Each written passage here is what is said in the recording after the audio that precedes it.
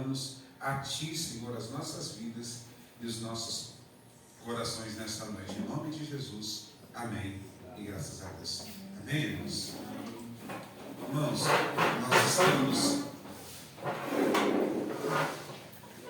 nós paramos, semana passada, na parte do arrebatamento parcial. Vocês lembram?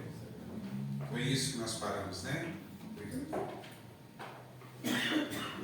Arrebatamento parcial, E aí, entrando na doutrina pré-tribulacionista. Nós falamos semana passada sobre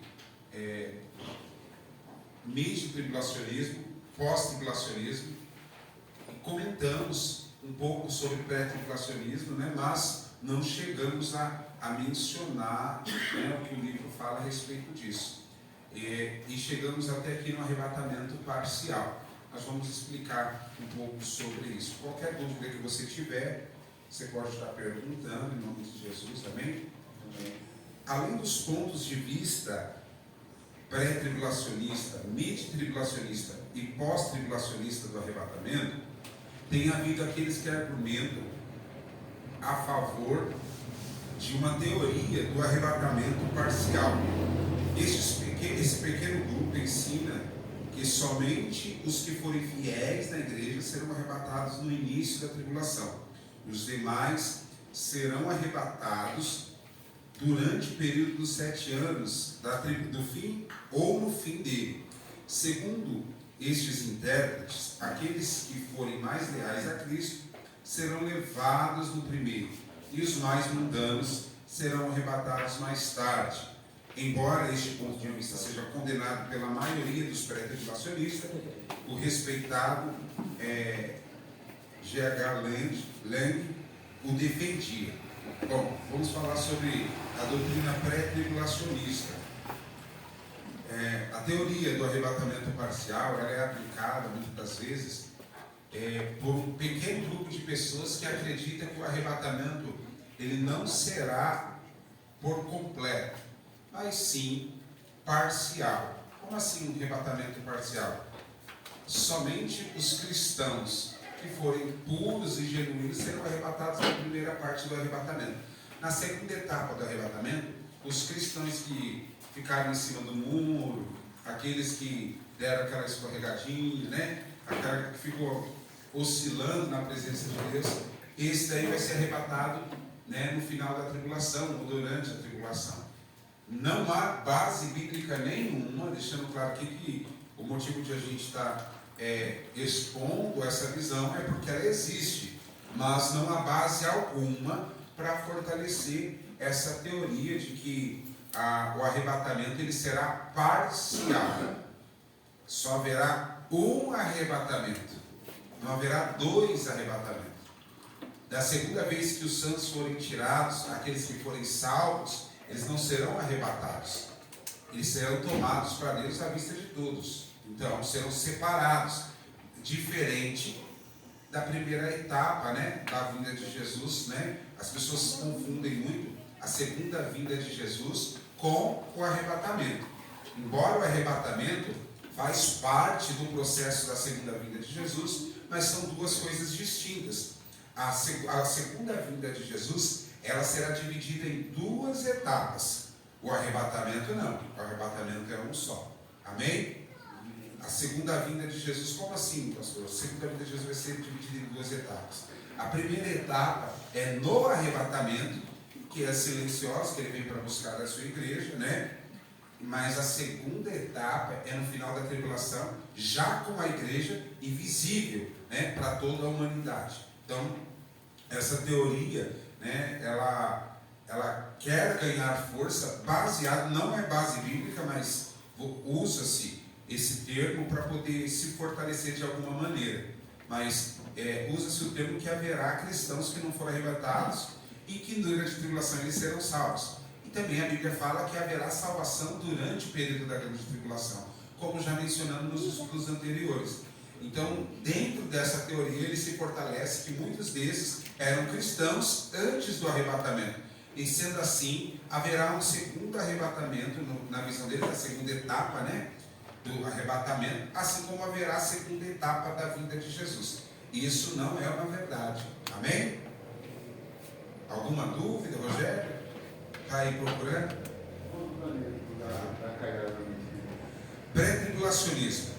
A doutrina do pré-tribulacionismo foi criada por John Nelson Darby, que mudou a visão escatológica de muitos ao ensinar que a volta de Cristo se daria em duas etapas, sendo que a primeira é para buscar os santos, através do arrebatamento, e a segunda com os seus santos para governar o mundo no final da grande tribulação. Segundo essa interpretação das profecias bíblicas, entre esses dois eventos seria cumprido a 70ª semana, predita por Daniel, em Daniel capítulo 9, versículo 24 a 27. E o anticristo viria com poder, com a igreja saindo de cena. Deus reativaria naquele tempo o tratamento com Israel, e as ideias de John Darby tiveram ampla influência na Grã-Bretanha e nos Estados Unidos. Muitos evangélicos tornaram-se pré-tribulacionistas através da pregação dos evangelistas internacionais no século XIX e século XX. A Bíblia Scofield, bem como os principais institutos bíblicos e faculdades de teologia, tais como o Seminário Teológico de Dallas e o Seminário Talbot e o Seminário Teológico Grace, também contribuíram para a popularidade deste ponto de vista. Durante os tempos conturbados da década de 60, houve um reavivamento do ponto de vista pré-tribulacionista no nível popular, através dos livros de Hal Lindsey e dos ministérios dos pregadores e ensinadores bíblicos que pregaram os meios eletrônicos de comunicação. Samuel, membro de um movimento chamado Irmãos de Plymouth, é difícil falar essas coisas, assim como Der, alegou que o dito ponto de vista teve sua origem no culto carismático dirigido por Edward Irving em 1862. Outros estudiosos afirmam que o novo modo de entender o arrebatamento resultou de uma visão profética dada a uma jovem escocesa chamada Margaret MacDonald. Em 1830, ela alegava ter uma introspecção especial quanto à segunda vinda e começou a compartilhar com os outros o seu ponto de vista. Sua conduta estática e seus ensinos apocalípticos provocaram uma renovação carismática na Escócia. Impressionado pelos relatos de um novo Pentecoste, Darby visitou o cenário de reavivamento e, de acordo com seu próprio testemunho dado em anos posteriores, ele conheceu Margaret, mas rejeitou as alegações quanto a um novo derramamento do Espírito. A despeito da sua oposição à abordagem geral de Margaret MacDonald, um dos escritores acreditam que Darby aceitou o conceito dela quanto ao arrebatamento e o adaptou ao seu sistema. Bom, eu vou parar aqui para não ficar muita informação, eu vou falar a respeito disso. A doutrina pré-tribulacionista é uma doutrina nova, nós falamos um pouco sobre isso na semana passada, mas hoje nós vamos abordar melhor. A doutrina pré-tribulacionista, ela nasceu no século... Pode abaixar um pouquinho e tirar o S. Som. Melhorou. A doutrina pré-tribulacionista, ela é uma doutrina nova, é um bebê ainda, A doutrina pré-tribulacionista, ela nasceu no século XIX e se aprimorou no século XX, O século XIX é o ano de 1900. Do ano 1900 ao ano 2000. Então, olha só que interessante, nós estamos ainda iniciando, Nós chegamos nem um quarto ainda do século XX, Nós estamos um quarto do século XX, 2000 vai até 2100, correto? Então, nós não chegamos ainda, nós estamos em 2023. Então, essa doutrina tem aproximadamente, vou colocar um número exato, mas esse número não é exato, tá bom? 123 anos. Para ser mais longínquo, não 123 anos, mas... Paz, pastor. Saudade do senhor, pastor. Paz, pastor. Senhor, bênção. Glória. A doutrina pré-tribulacionista, ela tem por volta de 150 anos, Desde a sua ascensão, 1800 e alguma coisa, não sabe se a data certa, que foi começado a propagar a doutrina pré-tribulacionista. Mas ela ganhou força mesmo no século XIX, depois do ano de 1900 e diante. E se consagrou, né, vamos assim, se alicerçou no século XX, já na nossa época. Então, nós que nascemos nessa geração, nós temos o privilégio, né, ou como eu posso colocar, ou o privilégio ou o azar, desprazer, ou azar. Por quê? Porque até o século XIX, a doutrina pré-tribulacionista, ela não era empregada. Só se acreditava na doutrina pós-tribulacionista e mesotribulacionista, né? Ou midi-tribulacionista. Então, em outras palavras, porque falando sobre essas siglas, às vezes causa um pouco de confusão na mente. Até o ano de 1800 e alguma coisa, não se acreditava que a igreja seria arrebatada antes do período da tribulação. Até o ano de 1800, as pessoas pregavam e acreditavam que a igreja passaria pela tribulação. Então, dentro desse conceito, quando houve, né, o pai dessa doutrina é John Derby, né? Mas na Escócia, essa jovem, né, essa mulher, ela ganhou notoriedade porque ela aprimorou essa visão e propagou, né, a visão pré-tribulacionista a ponto que ganhou uma notoriedade e um avivamento aconteceu de forma notória na Escócia. Então, só que a doutrina dela não era totalmente plausível, porque ela alegava que havia um novo derramamento do Espírito Santo. Só que isso é facilmente compreendido. Experiências novas faz a gente muitas das vezes termos um pouco de confusão, fazemos um pouco de confusão por ser algo novo e não aprimorado ainda. É algo cru. Então, ela começou a propagar que Deus tinha derramado do seu Espírito nos últimos dias. Ou seja, e dava-se a entender que uma nova descida do Espírito Santo tinha acontecido. Esse era o ponto fraco dela. Então, John Derby, que acreditava na doutrina do pré-tribulacionismo, que pegou a visão dela e aprimorou segundo os seus estudos. Por isso ele se tornou o pai do pré-tribulacionismo. Ele aprimorou tudo e colocou sem heresia, vamos dizer assim. Amadureceu. Então, às vezes, quando uma revelação da parte de Deus vem para alguém, às vezes ela não vem, eu vou colocar dessa forma e ia soar como uma heresia, não. Às vezes ela vem pronta, sempre ela vem pronta, mas a nossa estrutura e a nossa capacidade de desenvolvê-la e apresentar ela não está pronta. Ou seja, por causa às vezes do nosso entendimento, da nossa maturidade espiritual, da nossa ciência na palavra.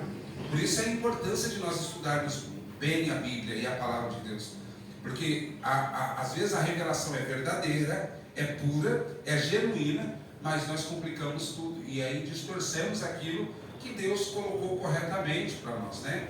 Por quê? Por causa da nossa falta de maturidade espiritual e discernimento. No caso de Margarete, né, foi o que aconteceu com ela. E ela acabou trazendo uma alusão, cometeu um pequeno equívoco.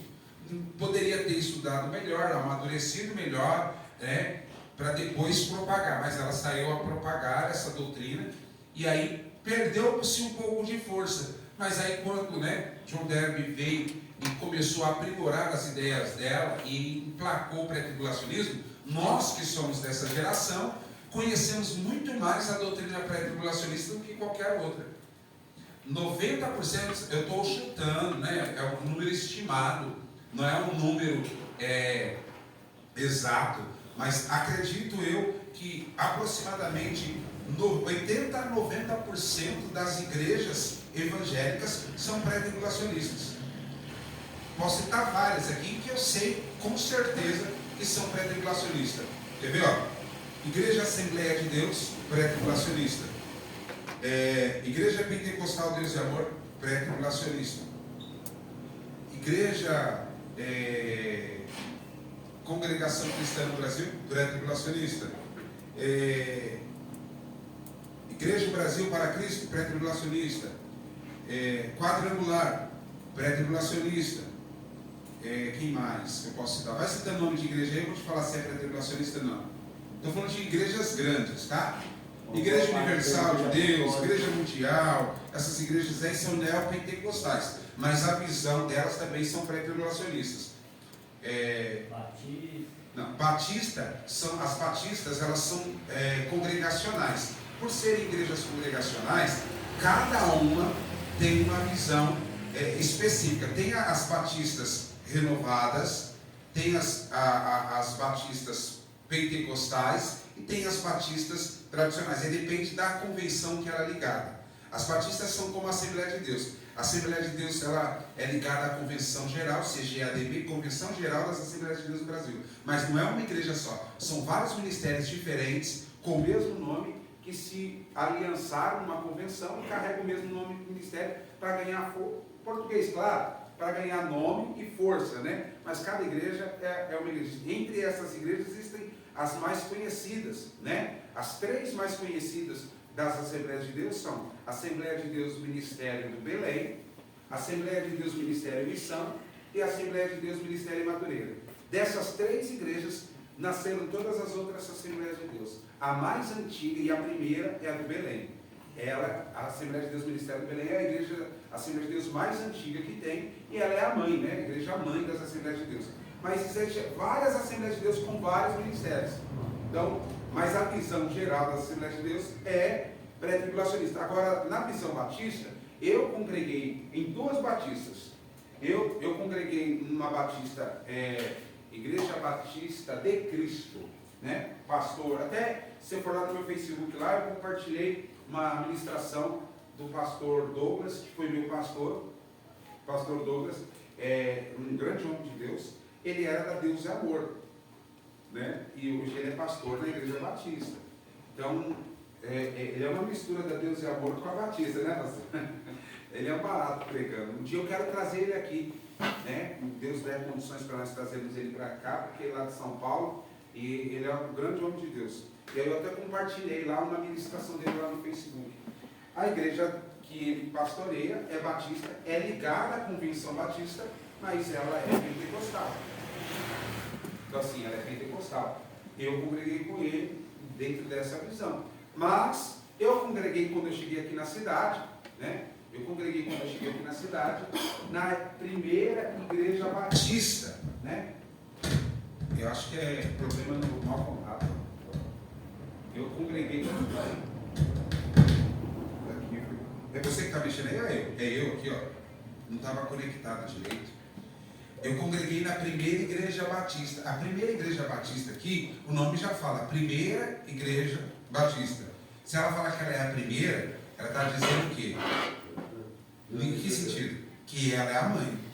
Que é ela que trouxe a cultura batista, né? A ideologia, a doutrina. Então o que acontece? É uma igreja tradicional. Quando é uma igreja tradicional, não quer dizer, é uma igreja de tradição, que carrega os primórdios dos primeiros pais da igreja batista. Então, como a igreja batista é uma igreja muito antiga, qual que é os primórdios da igreja batista? Lembra que a doutrina pré-tribulacionista veio agora, em 1800, 1900? A igreja batista é muito antes disso, né? Aliás, perdão, ela nasceu em 1800 alguma coisa. Eu estou querendo lembrar o nome, estou querendo lembrar a data certinha, mas foi mais ou menos isso, de ano 1700 a 1800, depois da Inquisição, e com o lançamento da imprensa, 3 ramificações de igrejas surgiram. Uma delas foram a batista. Então, a batista carrega essa doutrina midi-tribulacionista e pós-tribulacionista, por causa dessa visão tradicional que vem da doutrina que era ensinada aos pais da igreja. Então eles trazem isso até hoje, né? Então é mais fácil colocar que nós que estamos renovando tudo, a visão doutrinária, do que eles que estão se perdendo.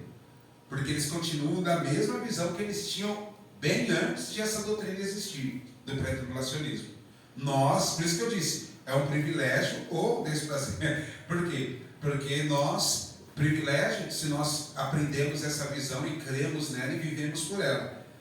Desprazer, se nós não cremos nela e não tivemos a oportunidade de, não foi apresentado outra, visão, ponto de vista, antes de nós conhecermos ela, e isso causou um embaraço na nossa cabeça. Aí hoje está tudo se esclarecendo através do curso que vocês estão fazendo. Mas é importante entender que as igrejas batistas são independentes, elas são autônomas. Cada igreja batista é filiada à convenção, mas elas são totalmente autônomas, diferente das Assembleias de Deus e outros. Então, quando falar da igreja batista, a gente vai ter que falar individualmente delas, entende, pastor? Por exemplo, a primeira igreja batista, ela é tradicional, daqui de Pará de Minas. Só que aqui a Pará de Minas também tem a transcultural. A transcultural, que tem lá na Benedita Valadares, ela não é tradicional, ela já é pentecostal. Embora não carrega no título lá, mas eles creem. A Igreja Batista da Paz também é pentecostal, pastor Vicente. A Nacional também é pentecostal, também crê na doutrina pentecostal. Embora as pessoas tenham muita dificuldade de associar o que é ser pentecostal e do que é movimento pentecostal. Então as pessoas confundem muito isso. Ah não, a igreja batista mas é tão diferente de uma igreja pentecostal? Não é diferente. A crença é a mesma, só que a forma de expressar a fé pode ser diferente, Igual a nossa igreja aqui é uma igreja pentecostal também. Nós cremos nos dons espirituais sem exceção. Em todos os dons nós cremos. Todo mundo aqui é livre. Só que a nossa forma de eclesiastia organizacional, às vezes pode ser diferente. Uma coisa que me deixa um pouco de dúvida, porque um fala assim, neopentecostal e pentecostal. Qual? Eu não consigo me diferenciar nesses três, porque neo e... Neopentecostal é como se fosse um pentecostal renovado. Entende? Porque, veja bem, uma visão pentecostal renovada. E olha que não precisa de muitos anos para mudar isso, não. Porque o pentecostal, veja bem, ele vem da linhagem pentecostal. Assembleia de Deus. A Assembleia de Deus é o exemplo do pentecostalismo. Até mesmo, talvez não seja essa a palavra correta, mas a Assembleia de Deus é como se fosse a mãe do Pentecostes no Brasil. Mais ou menos. Não é propriamente dito, porque a congregação cristã é pentecostal e a congregação cristã no Brasil é a igreja mais antiga que existe no Brasil, Então, é a congregação, não é a Assembleia de Deus, não. A Assembleia de Deus foi em 1910, a congregação já existia há muito tempo antes. Então, o que acontece? Então, ela já era pentecostal antes da Assembleia de Deus, mas, notoriamente, a Assembleia de Deus trouxe um padrão que serviu de exemplo para todas as outras igrejas. Aí, hoje, nós vemos igrejas pentecostais de todos os tipos diferentes, mas o estilo tradicional pentecostal é a Assembleia de Deus. Aí vieram as ramificações. Vamos lá. Aí veio a Deus e Amor, que veio um pentecostalismo radical, Que além de ser pentecostal, radicalizou o pentecostalismo. É o extremismo do pentecostalismo. Depois veio a igreja que difundiu o evangelho neopentecostalismo, se chama Igreja, eu não lembro se é a Igreja Apostólica Renascer em Cristo. A Igreja Apostólica Renascer em Cristo, dos anos 2000 para cá, ela começou a difundir, junto com o evangelho quadrangular, começou a difundir o neopentecostalismo. Elas são as mães, os pais do neopentecostalismo. Por quê? Porque aí já são pentecostais que não carregam a tradição das igrejas antigas. Ou seja, por exemplo, os costumes que as igrejas tinham, os bons costumes que a igreja tinha, essas igrejas já não tinham mais essa visão. Eles já entendiam que para ser crente, não precisava estar de terno, de gravata, disso, daquilo, e eles já eram mais radicais, já saía pra rua, já pintava cabelo, já fazia tatuagem, isso não é novo, isso já vem lá de trás. Foi daí que foi ramificando. Eu não estou dizendo que isso é certo ou que é errado, quero que vocês entendam, só estou explicando a história, como aconteceu. Daí foi se ramificando, e cada vez mais as coisas foram tomando uma proporção, e chegou da forma que está hoje, né? Então, por exemplo, a igreja quadrangular é pentecostal? É neopentecostal, né? A igreja quadrangular não é pentecostal. A igreja Renascer em Cristo é neopentecostal. Daí veio as igrejas Batista da Lagoinha, né? São igrejas neopentecostais. São igrejas, não é igreja mundana, né? Eu não vejo assim igreja mundana. São igrejas que verdadeiramente acessaram, como eu posso colocar, acessaram na visão deles um estágio que muitos não conseguiram acessar, de liberdade dentro do Evangelho, né? Não preciso ser quadrado para ser cristão, eu posso, na visão deles, tá? Isso é a visão deles. E aí daí veio, os de renome, né? Aí veio Universal, Mundial, e aí tem a plenitude do trono de Deus. Essa Maranata nasceu há muitos anos também? Sim, a Maranata, ela é tradicional. É tradicional? Ela é tradicional, ela é pentecostal tradicional. Né? Ela é bem tradicional. A Maranata, para você ter uma noção, ela nem louva outro tipo de hino a não ser o hinário. Só a harpa, é igual a congregação cristã no Brasil. Lá, e é padronizado, os cultos lá são 1 hora. É 1 hora de culto, né? Isso, é 1 hora de culto só. É 2 louvores da harpa, se eu não me engano, eu tenho pouco conhecimento a respeito, mas se eu não me engano, eles fazem 2 louvores da harpa, já lê a palavra, explana, acabou. Simples assim, bem objetivo, né? Mas os irmãos lá são cheios de Deus também. Igual eu falei, a fé, ela é a mesma, mas a forma de nós expressarmos é diversificada. Então, às vezes, não é porque eu sirvo a Deus de uma forma diferente que você serve, que a minha é certa e a sua é errada, e a sua errada é a minha é certa. Não, muito pelo contrário. A graça se revelou da mesma forma para nós dois, mas eu recebi ela e expressei ela de forma diferente que você. Né? Tudo tem um limite. Eu estou dizendo do princípio da fé, né? E da vida com Deus e da graça na vida do cristão. Princípio. Não estou dizendo que a gente vê aí fora. Que aí a Paulo é bem claro no livro de Gálatas dizendo que Deus nos chamou à liberdade e não à libertinagem. Há uma barreira que nós temos que entender até onde nós podemos ir. Até onde é o limite que o cristão pode pisar.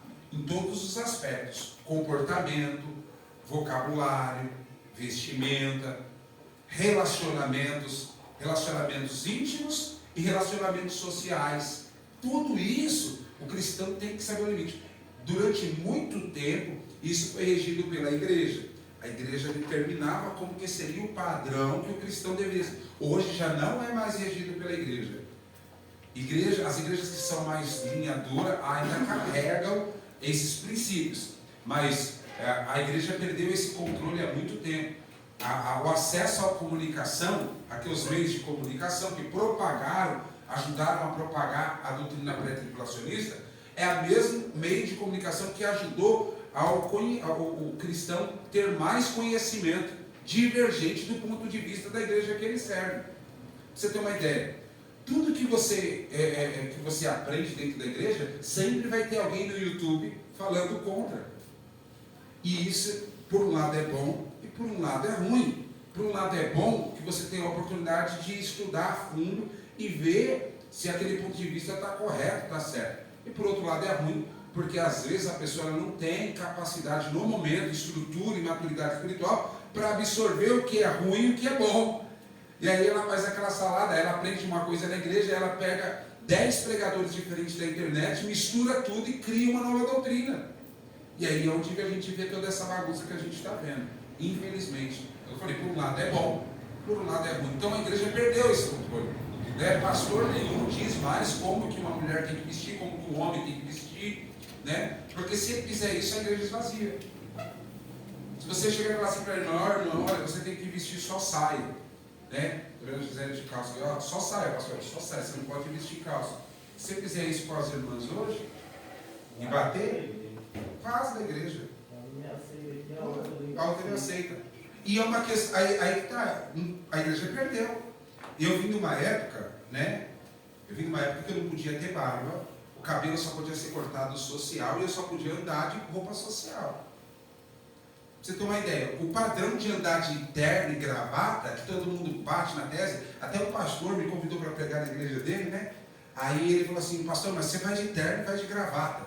Eu ia mesmo de terno e gravata, porque eu entendo que o costume que nós temos aqui não é o costume que tem em outra igreja. Então eu respeito o costume de todas as igrejas. Então se eu vou numa igreja que eu sei que o ritmo dela, só de olhar eu já sei como que é o ritmo, que o ritmo dela não é igual ao nosso, eu vou alinhado com o ritmo que é lá na igreja. Se lá é terno e gravata, eu vou lá com terno e gravata, não tem problema nenhum. Eu até gosto. Ontem teve Santa Ceia aqui na igreja e eu lembrei os períodos de Assembleia de Deus, quando eu era pastor da Assembleia de Deus. Vim todo engravatadinho, pastor. Ontem eu vim todo engomadinho, sapato engraxado. Ontem eu vim bem montadinho. O que acontece? E vim porque eu quis, não foi porque ninguém pediu, nem nada, não. Eu me senti à vontade. E é isso que eu quero para a minha vida, é isso que eu prego para as pessoas. Eu tenho que me sentir à vontade para fazer algo por livre e espontânea vontade. Eu não tenho nada contra terno e gravata. Eu acho muito bonito, eu gosto demais, só que eu não gosto de usar todo dia, não gosto de usar todo culto. E aí eu fazer algo que eu não gosto, que eu não tenho, e que não tem nenhum, um exemplo, não tem nenhum respaldo para mim implantar isso com regra, com lei, como muito tempo veio implementado na minha vida, né? Quando eu pastoreava em outros lugares, fazia eu servir a Deus mais triste, mais apreensível, porque mais robotizado, tem que ser desse jeito, porque se não for assim, e aí não havia liberdade, você sempre estava oprimido por um sistema, né? Não estou falando da roupa em si, estou falando de visão, que é diferente. E aí, você vê, hoje quando eu quero vir de terno, quando não quero não venho, quando eu quero vir de uma roupa mais tranquila eu venho, mas tudo tem um limite. Eu não posso vir para cá com uma camiseta regata, né? Um bermudão, é calça. Tem as modas aí que a bermuda é aqui, mas é bermuda, né? Parece calça, mas é bermuda. Aí coloca um chinelo daqueles quadrados, né? Havaiano, e sube em cima do púlpito. Não dá, né? Então, tudo tem que ter um limite. Tudo tem que ter um limite. Tem que saber até onde eu posso ir e até onde eu não posso ir. Então aí o pastor chamou, né? E eu iria já de terno e gravata, já sem ele falar nada. Aí ele pegou e falou para mim, você pastor, mas o senhor vai de terno e gravata, né, pastor? Aí eu falei para ele, pastor, o senhor me considera como homem de Deus? Claro, pastor, eu estou chamando o senhor para pregar, mas como que o senhor acha que eu subo no altar da igreja lá na igreja? Aí ele falou assim, não, eu já vi, eu acho bonito o senhor de boina, às vezes o senhor usa boina e tal, eu já vi o senhor de boina em cima do altar e tal. Eu falei assim, porque é algum problema, minha vestimenta, as coisas e tal. E ele falou assim para mim, assim, não é porque lá o costume da igreja, nós, né, os obreiros andam tudo alinhadinho e tal. Eu falei, pastor, mas será que eu sou o tipo de pregador que a sua igreja está esperando? Porque às vezes eu vou lá ministrar a palavra, e vou ministrar a palavra de acordo com o que eu ministro aqui na igreja. Se o senhor me viu dessa forma, para mim ir lá e mudar aquilo não é ruim? Ele, não, pastor, pode ir como o senhor quiser, da forma que o senhor quiser. Eu falei, não, pastor, porque eu já iria de terno e gravata, eu vou lá de terno e gravata, já respeitaria como que é, porque não vai mudar a mensagem, eu não vou perder a oportunidade de pregar a palavra por causa de uma vestimenta. Eu não vou perder mesmo. Se você falar para mim assim, você só entra aqui se você tirar a boina. Oxe, eu tiro a boina, quer que eu tire o chinelo também, sapato? Tiro também. Mas eu não vou perder a oportunidade de ministrar a palavra de Deus por causa de vestimenta. Jamais. Mas eu só estava querendo esclarecer para ele que ele falou assim, o senhor me chamou, mas o senhor sempre me viu pregando dessa forma. Então o senhor me chamou e entendeu que eu sou homem de Deus dessa. Então para mim ser aceito eu não preciso mudar nada, porque o senhor já me enxerga como homem de Deus. Se o senhor já me enxerga como homem de Deus, eu não preciso mudar nada. O que o senhor precisa entender é que eu não sou membro da sua igreja. E por não ser membro da sua igreja, eu não tenho a responsabilidade de seguir os costumes da sua igreja. Mas eu vou lá e vou me adaptar, porque se chama ética. Ética cristã. É ética. Quando eu não conheço o costume, eu pergunto, pastor, como que eu posso ir lá? Lá é de terno, de gravata? Como que é? E a gente pergunta, porque a gente tem que seguir uma ética. Até mesmo porque às vezes as ovelhas que estão lá na igreja já estão acostumadas a ver os pastores dessa forma. E aí, se o pastor vai diferente, as pessoas não vão receber a palavra, porque ela está fora do padrão delas. Elas não estão acostumadas a ver um pastor diferente. E aí, por não estarem preparadas, acabam até rejeitando a palavra. Então, a ética sempre tem que andar junto. Então, as igrejas, de forma geral, sempre estão em mudança. Sempre. Mudança para bom e mudança para ruim também. Igrejas melhoram ministerialmente, né? Mudam conceitos, visão, e nós estamos numa constante mudança. Porque se a gente não mudar, não vai ter ninguém na igreja. Detalhe, mudança não é da doutrina bíblica. Doutrina bíblica, ela nunca vai mudar. Ela vai continuar sendo a mesma, sempre. Agora os costumes, a visão, a eclesiastia, a forma organizacional, ela pode mudar. Pode mudar, não tem problema nenhum. Quando nós começamos a igreja aqui, era terno e gravata, os obreiros terno e gravata. Né? Isso era um dos costumes. Outro costume que nós tínhamos aqui ó, nós tínhamos no altar, nós tínhamos as cadeiras para honrar os presbíteros, os pastores, os evangelistas, as missionárias. A gente tinha as cadeiras aqui, todo pastor chegava aqui na igreja, a gente já, não, pastor, senta lá no altar e tal. Essa era um pouco da minha raiz, era um pouco da identidade que eu ainda tinha da Assembleia de Deus. Só que a igreja apostólica, a geração da última hora, não era a Assembleia de Deus. Então, a igreja precisava criar uma identidade. Então, o tempo foi passando, os anos foram passando, e a gente foi aprendendo a criar uma identidade própria, né? Sem ter uma influência direta de um outro ministério, para não ser uma cópia do ministério, né? Só uma cópia da Assembleia de Deus, uma cópia da Batista. Não. Cada igreja tem que ter a sua identidade. E aí a gente foi... aos poucos fomos mudando e ainda estamos mudando muitas coisas. Aí tirei as cadeiras, mas um dos problemas que eu tirei a cadeira é porque eu estava cansado de briga por cadeira e microfone na época. Todo mundo, eu falava para você, pastor, misericórdia, às vezes tinha mais gente sentada no altar do que na nave da igreja. Tive uma época que eu tinha 5 pastores aqui. Pastor, imagina aí a benção que era essa igreja com 5 pastores. 5 pastores, todos sentados aqui. Não, eu comecei a ter problema com isso, porque eu mesmo nunca desejei essas coisas. Eu sempre ficava lá atrás, lá mexendo no som, as coisas. Aí eu falei assim, quer saber? Eu vou acabar com isso. Tirei uma cadeira. E aí, para acontecer que a pastora sentava na caixa de som. Não entendia, as pessoas não entendiam. E eu falei assim, não, quer saber? Fiz uma reunião, falei assim, nossa, a partir de hoje eu estou tirando as cadeiras do altar, né? A gente vai sentar na nave da igreja, todo mundo aqui é igual, não tem problema nenhum. E deixar o altar mais livre para a gente celebrar, ficar à vontade, né? É importante. Às vezes o irmão está aqui na igreja, aí acaba, está aqui em cima, acaba até constrangendo. Às vezes o preletor está aqui, ele olha, um monte de gente atrás dele. E Deus foi dando sabedoria para me conversar com os irmãos. E aí a gente tirou, já tem mais de 4 anos que a gente não tem, não fez falta nenhuma na igreja. Acabou as brigas. Nunca mais teve, irmão. Né? Então nós resolvemos um problema, melhoramos a dinâmica do culto, né? No altar, para nós deu certíssimo. E isso não quer dizer que porque deu certo para nós, tem que ser igual em todo lugar. Né? Deus dá um direcionamento. Tem muita igreja que faz dessa forma e ainda dá certo. Mas para nós não estava dando mais. E a gente teve que mudar. Isso foi uma das coisas que também nós mudamos. Outra coisa que nós mudamos quando nós resolvemos colocar a cruz aqui no altar. Nossa, pensa numa polêmica que deu, irmão. Quando nós colocamos a cruz no altar. Misericórdia. Deu uma polêmica demais, né? Mas graças a Deus eu já estava preparado. Antes de colocar, fiz um seminário com os irmãos, trouxe respaldo bíblico, né?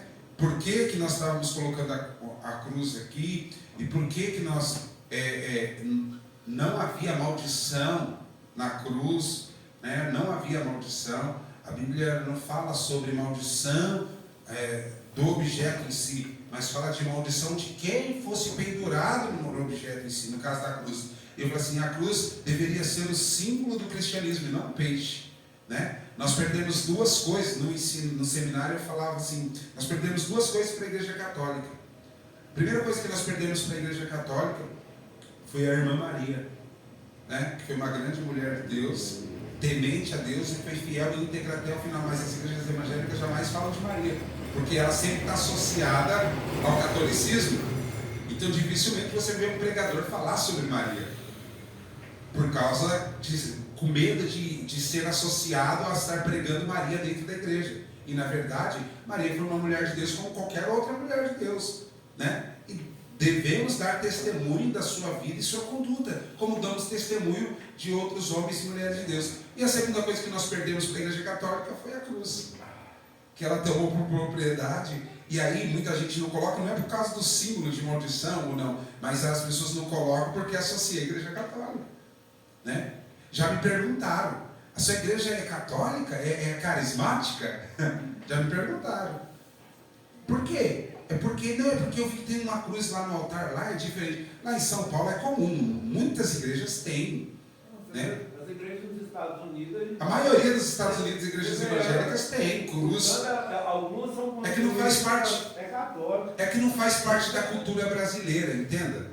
Na cultura brasileira, no mundo inteiro, as igrejas cristãs têm cruz. Mas no Brasil, a cultura do catolicismo, do sincretismo, ganhou muita força, né? E aí, as igrejas evangélicas perderam. Então eu falava sobre isso, ensinei os irmãos, orientei os irmãos. Falei, se alguém querer contradizer, os versículos estão aqui. Se alguém quiser me perguntar qualquer coisa sobre isso, eu vou poder explicar. Mas a visão de eu colocar a cruz aqui na igreja foi numa igreja que nós fomos visitar em outra cidade, lá em Betim. E nós chegamos, a igreja estava tudo apagada, né? Só o altar estava aceso e tinha uma cruz, né? E tinha um véu vermelho e uma coroa de espinhos assim, ó, pendurada nela assim, né? E aí estava a igreja toda apagada, o altar aceso, e aí os irmãos chegavam e uma comunhão, os irmãos orando e tal. Depois a gente sentava assim e a gente ficava olhando para o altar. Quando a gente olhava para o altar, quando a gente olhava para a cruz, lembrava do lugar de onde a gente estava, do respeito, fazia a gente ter reflexão, fazia a gente, né? E aí as pessoas se associam muito mais no ambiente quando ela entende aonde ela está. Porque consciência nunca foi parâmetro, porque o que mais tem é a gente sem noção, né? A pessoa chega na igreja, não ora, ela quer cumprimentar e quer isso, não é verdade? E aí começa a conversação, e aí quando você vê o culto vai começar, a pessoa ainda nem sentou na cadeira. E se você fala, tá ruim. Então, as pessoas elas precisam de algo para que elas possam assimilar onde ela está. Reverência, respeito, né? Então, traz muito disso. Vou falar para você, nossos cultos melhoraram muito. Já tem anos que a gente tem, não era assim, né? Ela era de madeira, está até guardada ali ainda. E melhoraram demais a respeito disso, porque as pessoas elas chegam, elas olham e elas sabem que ela está na casa de Deus. Então elas sabem que ela tem que ter respeito, ela tem que ter reverência, né? E isso ajuda bastante também. Não foi só por esse motivo, são vários outros motivos que eu explano para os irmãos no seminário que eu passei aqui na igreja. E as mudanças são necessárias, né? E a gente foi mudando. No princípio eu não usava roupa esporte, né? Social esporte que fala, né?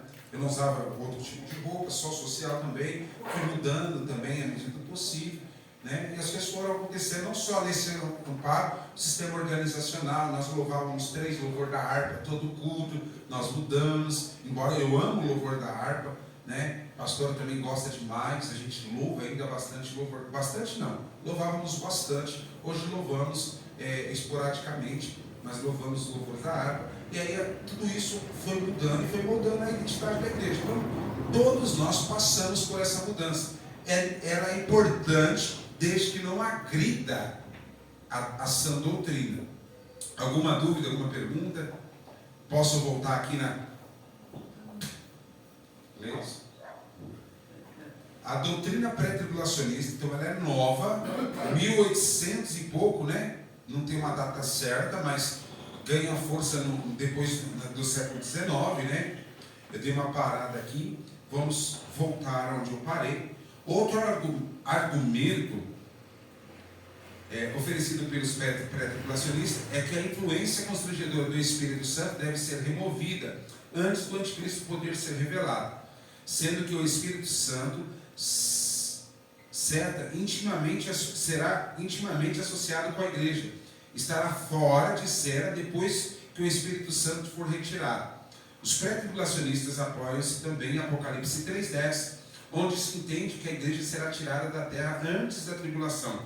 Porém, outros interpretam esse versículo também. Eu te guardarei da hora da aprovação que há de vir sobre o mundo inteiro, como a igreja sendo preservada na tribulação. E para isso, citou Daniel sendo guardado por Deus nas covas dos leões e não guardado na cova. Apresentam também Sadraque, Mesaque e Abednego sendo preservados na fornalha, e não livres da fornalha. Bom, eu quero explicar isso aqui bem respaldado, que isso pode até cair em prova, tá? O Espírito Santo será retirado, segundo a doutrina pré-tribulacionista, o Espírito Santo será retirado junto com a igreja no arrebatamento, sim ou não? Mas aqui no livro está falando que vai. Hã?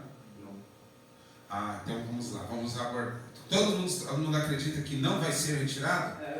Porque na grande tribulação ainda fala que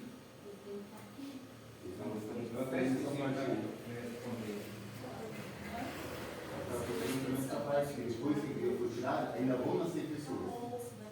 Eu estava botando isso, mas que eu até agora não consegui achar. Então, prontamente, se vão nascer pessoas, elas também vão ter direito ao arrependimento. E o arrependimento do Espírito Santo é muito bom. Certo? Isso Se aí. o Espírito Santo for tirado, pode ser tirado dessas pessoas. Se na tribulação vai ter salvação, como vai ter salvação sem o Espírito Santo? O Espírito Santo é que convence o homem do pecado, da justiça e do juízo. Sem a ação direta do Espírito Santo é impossível. Não tem como, né? Seria antibíblico. Por muito tempo, a doutrina, por que o livro está dizendo isso? Porque por muito tempo, ainda a doutrina não formatizada, né?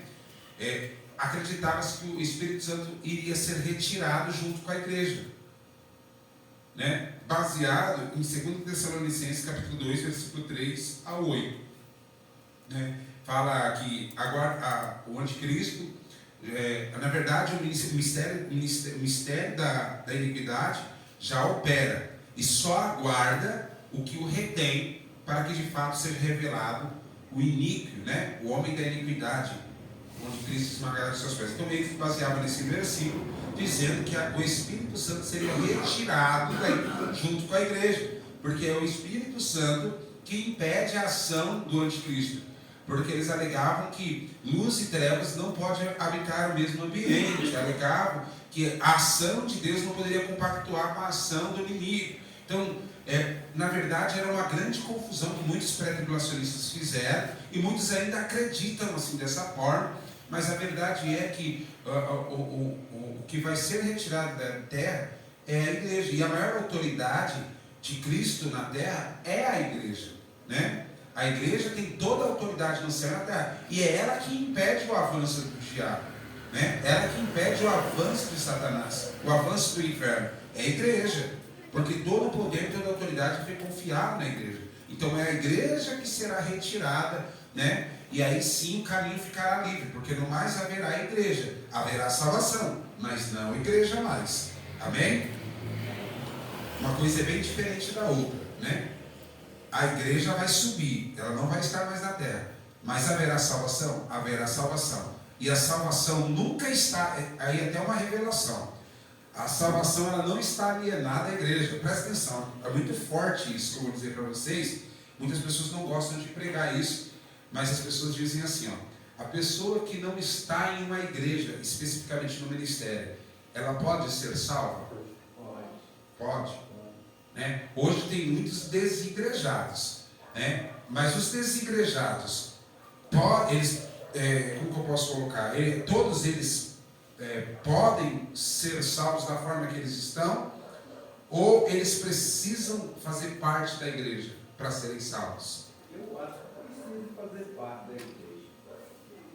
Desigrejado, de forma.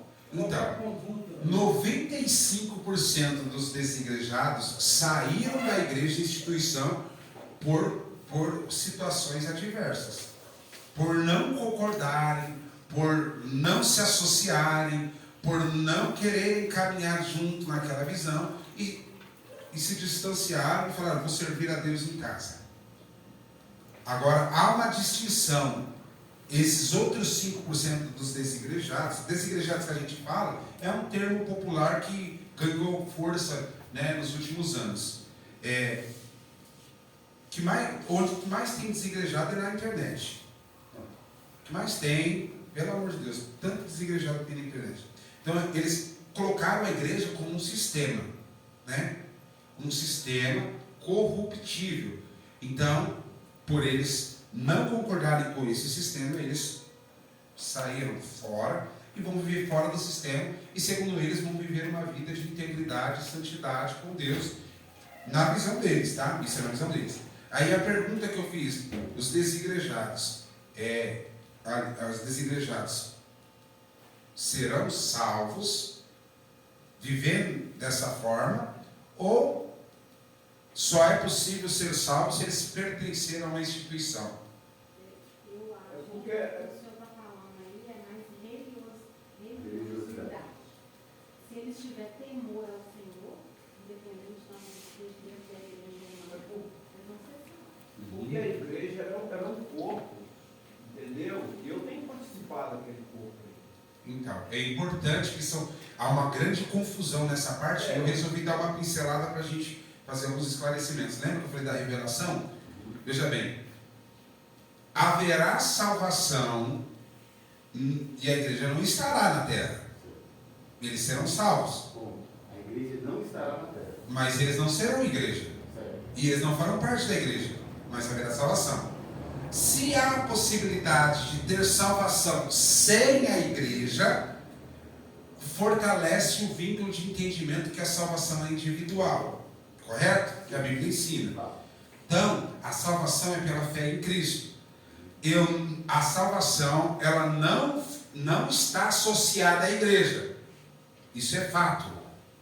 Então, peraí, pastor, para mim ser salvo eu preciso pertencer a uma igreja? Não. Agora vamos lá. Para mim permanecer salvo, não estando na igreja, é muito mais difícil. Aí são vários pontos. De acordo com o que a Bíblia ensina, como eu posso ter uma vida cristã se eu não consigo me relacionar com o meu irmão? A Bíblia diz que eu tenho que perdoar o meu irmão 70 vezes. E por que eu saí da igreja? Porque eu não concordava com o pastor. Porque o pastor pegava no meu pé. Porque eu vi umas coisas que aconteceram, eu me escandalizei, eu fiquei triste e eu saí da igreja e eu estou servindo a Deus fora da igreja. Todas essas pessoas, eu nem entrei nessa parte ainda, mas todas essas pessoas que saíram machucadas, magoadas, estão enganando a si mesmas, porque na verdade elas não foram tratadas. Não é a questão da igreja em si, é a questão de ela desassociar, olha só, desassociar, não querer estar junto de nenhum sistema religioso. Ela condena o sistema religioso. Por quê? Porque ela acredita que é corruptível, porque ela foi magoada, e ela carrega aquela mágoa toda a vida, e ela não consegue voltar para a igreja mais. Então ela fala que está servindo a Deus. Mas Cristo ensinou o individualismo? Cristo disse que a verdadeira igreja é espiritual. Isso é uma instituição. Mas nós somos o corpo da igreja, nós não somos a igreja. Eu sozinho, eu não sou a igreja. Eu sozinho, eu sou membro do corpo. Aí vamos lá. Por um tempo, se eu tirar a mão e colocar ela no gelo, por um determinado tempo, ela vai preservar e ela vai poder ser enxertada de novo no braço. Mas se ultrapassar o tempo, o que acontece? Ela começa a apodrecer e não tem mais conserto. E ela morre. O tecido morre. Os nervos morrem. Tudo morre. E já era, não presta. Isso é naturalidade. É natural. Não vamos levar para o espiritual. Se no natural, a mão, nós somos membros do corpo, não sobrevive enxertado no corpo, como que no espiritual, um membro do corpo de Cristo vai sobreviver fora do corpo? Cristo não é a igreja, Cristo é a cabeça da igreja. Nós somos membros do corpo de Cristo. Então, vamos lá. Como que eu vou sobreviver fora do corpo? Aí outro respaldo, isso é um ponto. Outro respaldo. Santa Ceia. Eu vou servir a Santa Ceia, por exemplo. Eu vou servir a Santa Ceia para mim mesmo. Está errado. Está errado. A Bíblia diz comunhão, fraternidade. Mas é isso aí, pastor. Então eu posso ir numa igreja e tomar a Santa Ceia lá com os irmãos. Mas se você tem comunhão com os irmãos, por que você não frequenta lá e não fica lá? Entendeu? Então tem que tomar cuidado com essas coisas. Então, veja bem, a salvação não é condicionada à igreja, mas não tem como eu ter uma vida plena com Deus sem estar ativo na igreja. E quando eu falo na igreja, não é instituição, é participar frequentemente dos cultos, estar me reunindo socialmente com os irmãos, me envolvendo com os trabalhos espirituais do reino, e aí é possível. Por exemplo, é possível não estar no ministério, mas estar em comunhão com Deus, estar congregando, estar cultuando a Deus, fazendo a obra missionária. Então, e assim é possível. Mas 90% das pessoas que saem, elas saem para denegrir o sistema, a igreja. E aí elas falam, as igrejas, é porque dízimo não é de Deus, porque isso tal, porque isso não é de Deus, e por isso que eu saí do sistema, e hoje eu prego contra o sistema. Você não precisa ir para a igreja para você ter comunhão com Deus. E muitos fazem isso, 90% dos desigrejados fazem isso, porque eles se frustraram dentro da igreja, e criaram uma ideologia dentro deles que eles vão servir a Deus e vão ensinar outras pessoas a viver dessa forma. E aí isso é um problema gravíssimo. Então, é uma gangorra. É possível sim, mas é muito difícil permanecer. Por isso que eu coloquei 95%. Porque desses 95% tem 5% ali que ainda é cristão, que ainda teme a Deus, que ainda consegue servir a Deus dessa forma. Fala assim, o salmista Davi falou assim: uma coisa pedi ao Senhor e a buscarei, que eu possa morar na casa do Senhor todos os dias da minha vida, para contemplar a formosura do Senhor e aprender no seu tempo, para que no dia da minha adversidade me esconderá no seu pavilhão. É importante esse versículo, eu ia até citar ele, mas eu não citei por um pequeno detalhe. Davi estava se referindo ao templo, do Velho Testamento. Só que se tratando da igreja, o versículo não se associa com a igreja, mesmo porque a igreja primitiva não tinha templo. Eles se reuniam nas casas, não havia instituição. Então, se eu trazer esse versículo para dentro do templo construído e a instituição, aí o desigrejado ele me pega, porque a instituição é humana. E o que eu estou dizendo aqui não é sobre a instituição humana, física, Esse é o lugar que nós consagramos, separamos para adorar a Deus, é a casa de Deus, mas quando eu digo que ele tem que estar associado a essa associação, a essa instituição, para ter uma comunhão com Deus, aí ele me pega, porque aí eu estou dizendo, tem que fazer parte da apostólica para ir para o céu, entendeu? Então, isso aí não é um corpo. Agora, quando eu falo que ele tem que congregar, que ele tem que congregar.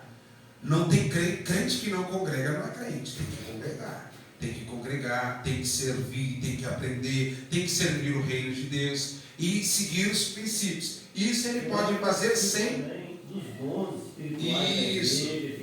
Fica fora. A participação dos dons, que é para servir. Não cresce, ele fica limitado. E é igual a brasa que você tira do braseiro, ela permanece acesa por um tempo, mas com o passar do tempo ela vai se apagando. Por um tempo vai viver, mas não vai viver a vida toda. É necessário estar enxertado. Se não estiver enxertado, é impossível, ou quase impossível, a pessoa permanecer longos anos, uma vida toda, dessa forma. Ela cai no laço do Caio Fábio. Quem conhece Caio Fábio?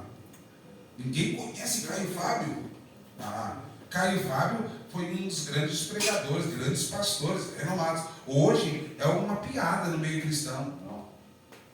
Ele fez um evento junto com Kleber Lucas, que também, não sei o que deu na cabeça do Kleber Lucas, pelo amor de Deus, e aí, sem comentário. Aí fez um evento, os dois, tinha 10 pessoas, pastores renomados, pastores. Fez um evento de inclusão. Para você ver a credibilidade que eles alcançaram. Homens que enchiam estádio.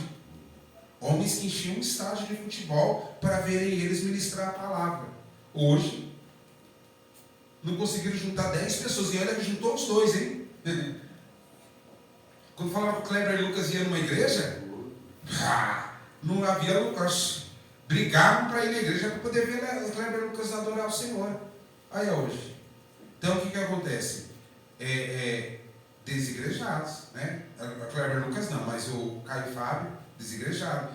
Foi passando anos e anos e anos dessa forma, e hoje ele vai tudo, ele pegou tanto a cultura de ir contra as verdades bíblicas, que ele vai, tudo que é de padrão para o cristianismo, ele vai contra. E ele tenta distorcer de todas as formas os princípios bíblicos para fortalecer que a Bíblia precisa ser atualizada. Pastor, primeiro, eu não estou discordando de nada que o senhor está falando.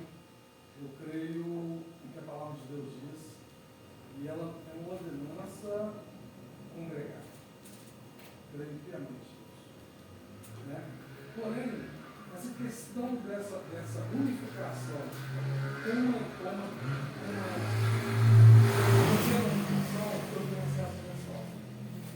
não vejo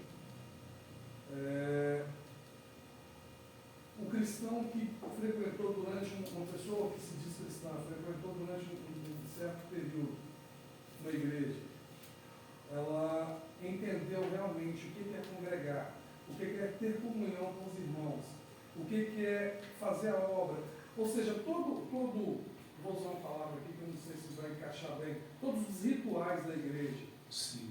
Tá? Ela entendeu, ela viveu todas essas coisas. E entendeu qual que é o principal plano de uma congregação dessa aqui. Por que isso daqui existe? Por que isso daqui existe? Porque o principal, o meu ponto de vista, tá, pastor?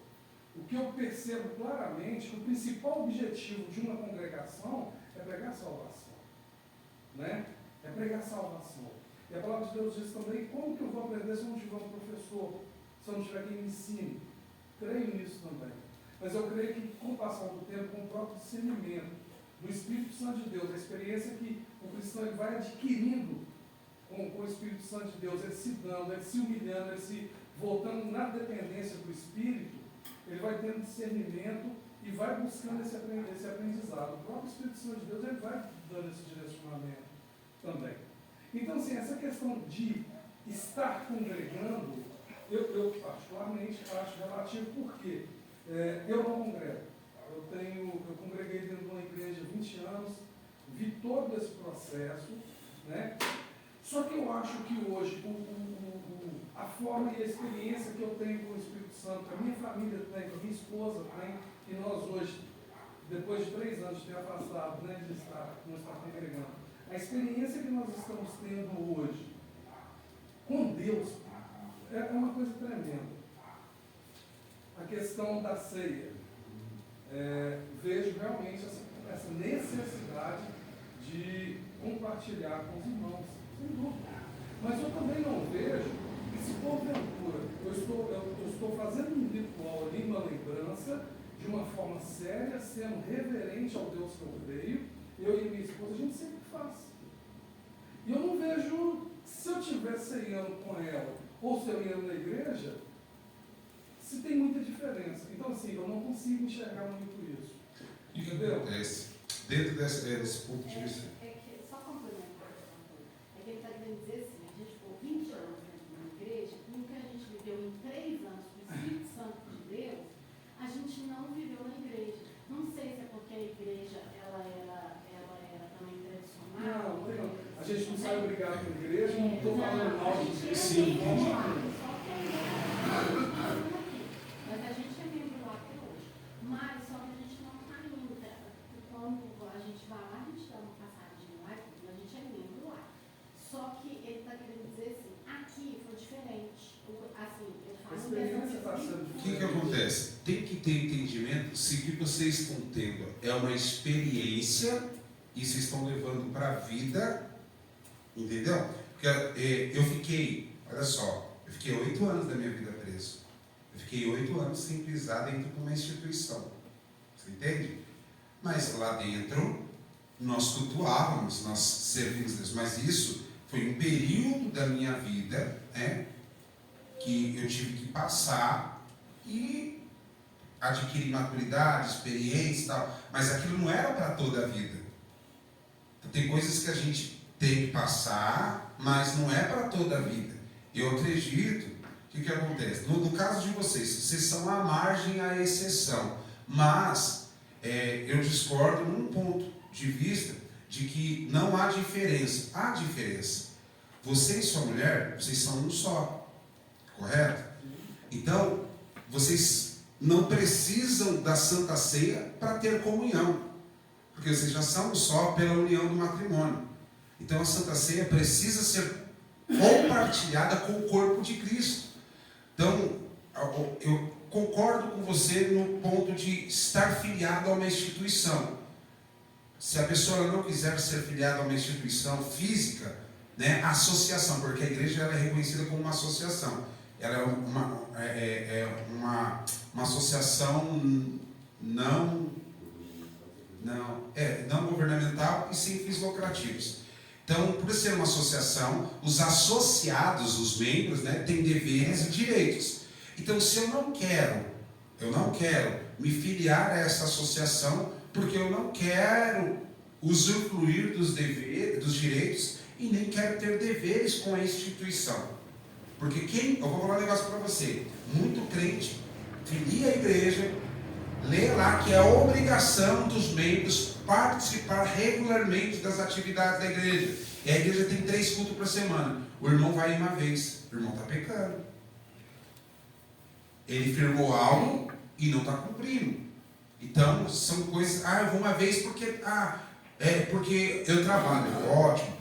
Mas o irmão vai porque, 3 vezes é muito, eu vou só um só. Não, está errado, ele concordou. Entendeu? Ele concordou, ele leu a ata da igreja, leu o estatuto da igreja, ele viu lá como que é os deveres. Então tem muitas pessoas que têm entendimento e maturidade e falam assim, olha, eu não quero participar do sistema.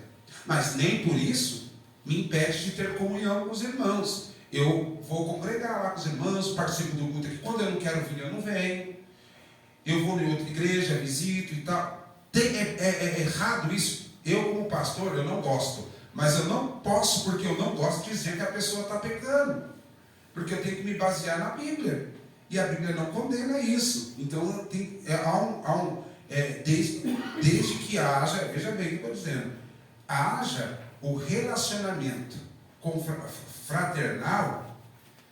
O problema é quando eu abandono a instituição e abandono a fraternidade de forma completa. Não há o vínculo, porque a igreja ela é espiritual. A pessoa ela pode não fazer parte da associação, instituição, mas ele faz parte da membresia do corpo de Cristo. Ele continua sendo membro do corpo de Cristo, porque a igreja de Cristo é espiritual. Agora, outra coisa, a Bíblia diz que uma ovelha precisa ter um pastor. Se a ovelha não tiver pastor, a Bíblia diz que a responsabilidade de velar pelas vidas é da ovelha, é do pastor, né? É ele que vai prestar conta. Então, a Bíblia diz que Deus não chamou todos para serem pastores. Nem todos vão ser pastores dentro da igreja de Cristo. Então, todos nós temos que ter uma referência na nossa vida humana. Quando eu falo humana, né? Além de Cristo, eu tenho que ter um pastor. Eu tenho que ter um pastor que, se eu precisar, eu tenho que ter um número de segurança. Se eu precisar de uma oração, ele está lá. Se eu precisar de esclarecimento, se eu precisar de esclarecer algo na palavra que eu ainda tenha dificuldade, eu tenho que ter aquela pessoa. Então, tudo isso é no mundo espiritual. Isso é uma cobertura espiritual. E isso é tudo espiritual, não tem nada a ver com o físico. Reflete no mundo físico. E todo mundo associa isso à instituição. Mas isso não está relacionado à instituição, mas está relacionado à Igreja de Cristo. Eu sou pastor de muitas ovelhas que não são parte desse ministério. Só eu não sou pastor. Tem ovelhas, eu vou falar aqui, mas eu acredito que os pastores também passam por essas mesmas coisas. Eu tenho ovelhas que, quando tem problemas, não ligam para o pastor dela. Ligam para mim. Aí sai o pastor de madrugada de casa para atender a ovelha de outro pastor. Porque eu entendo que não é a instituição, é o reino. Não é o físico, é o espiritual. Na instituição, o pastor dela é o pastor que está lá, mas no mundo espiritual sou eu. Entendeu? É forte isso, né? E eu entendo isso. A minha responsabilidade como pastor não é da instituição. Eu tenho uma responsabilidade com essa instituição. Mas a minha responsabilidade é muito maior com o reino de Deus. Então, quando eu olho para o reino de Deus, a igreja de Cristo, eu posso ir pastorear à vontade, quando houver necessidade. Então, dentro dessa visão, uma pessoa que não está dentro da instituição pode enxergar eu como uma referência na vida dela, e eu posso ajudar e orientar, e ensinar os caminhos da verdade, mesmo ela não estando fazendo parte da instituição. Então, eu acredito dessa forma. Agora, o perigo está em não congregar, em não confraternizar e ter problema com a instituição. Porque quando ele tem problema com a instituição, contra o sistema, contra quem está no altar, aí é o problema. Esse é o maior problema daquele que está desigrejado.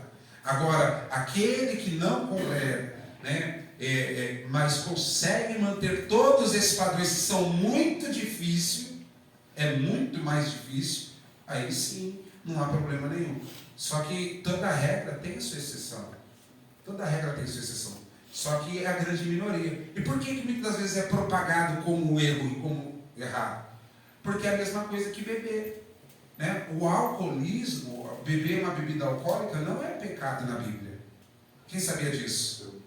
Não é pecado. Mas a Bíblia, ela não condena isso. Mas vai fazer isso na igreja, falar que não é pecado. Vai só no altar e fala que não é pecado beber, que ele pode beber o camarada que encharcava o caneco. Né, pastor?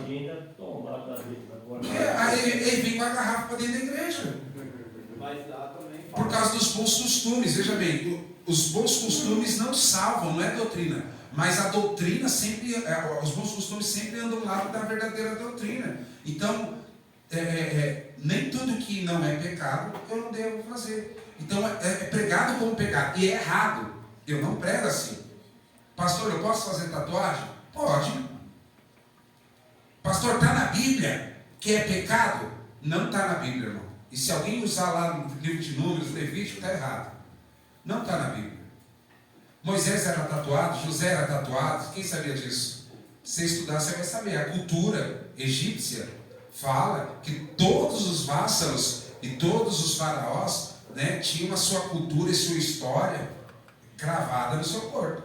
Então, José era tatuado, Moisés era tatuado, e tanto por isso foi assim por Deus. A Bíblia diz que o nosso corpo é templo do Espírito Santo. Quem usa isso aí também usa errado.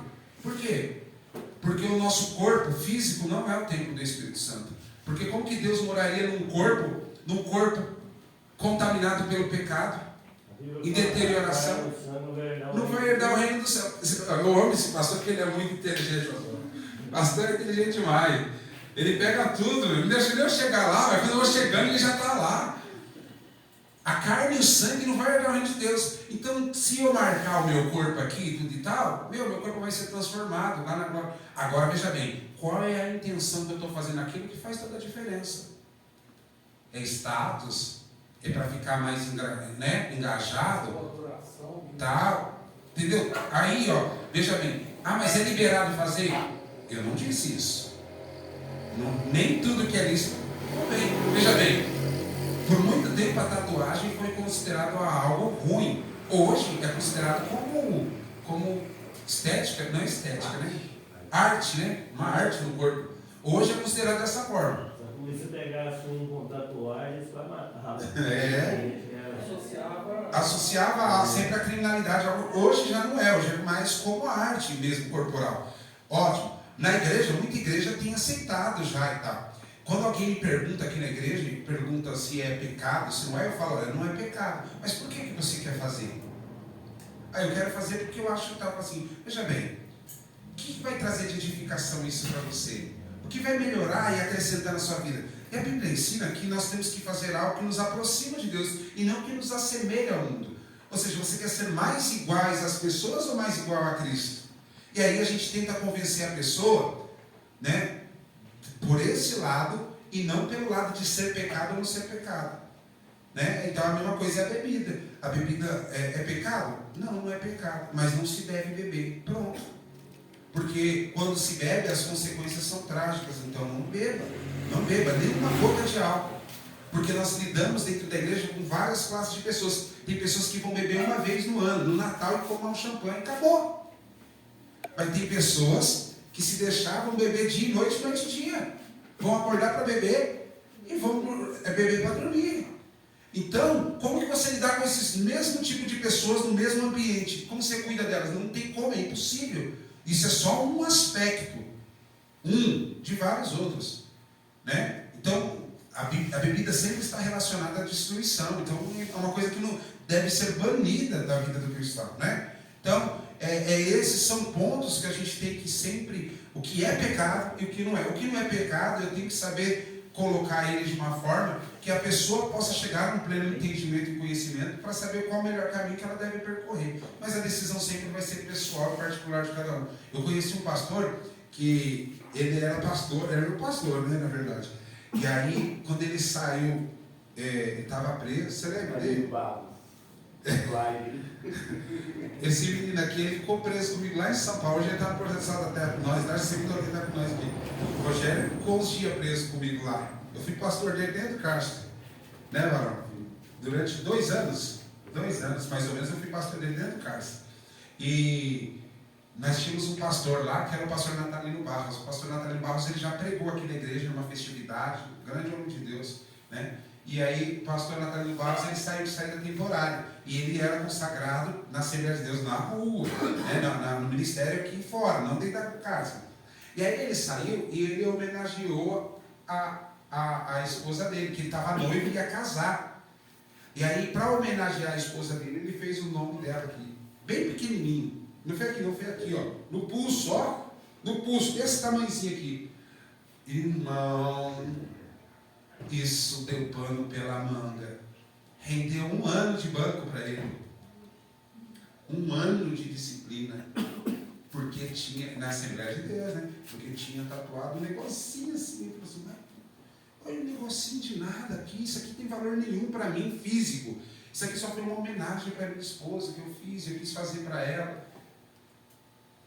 Diante de Deus, hoje, falando sobre esse assunto, diante de Deus, eu acredito que, né?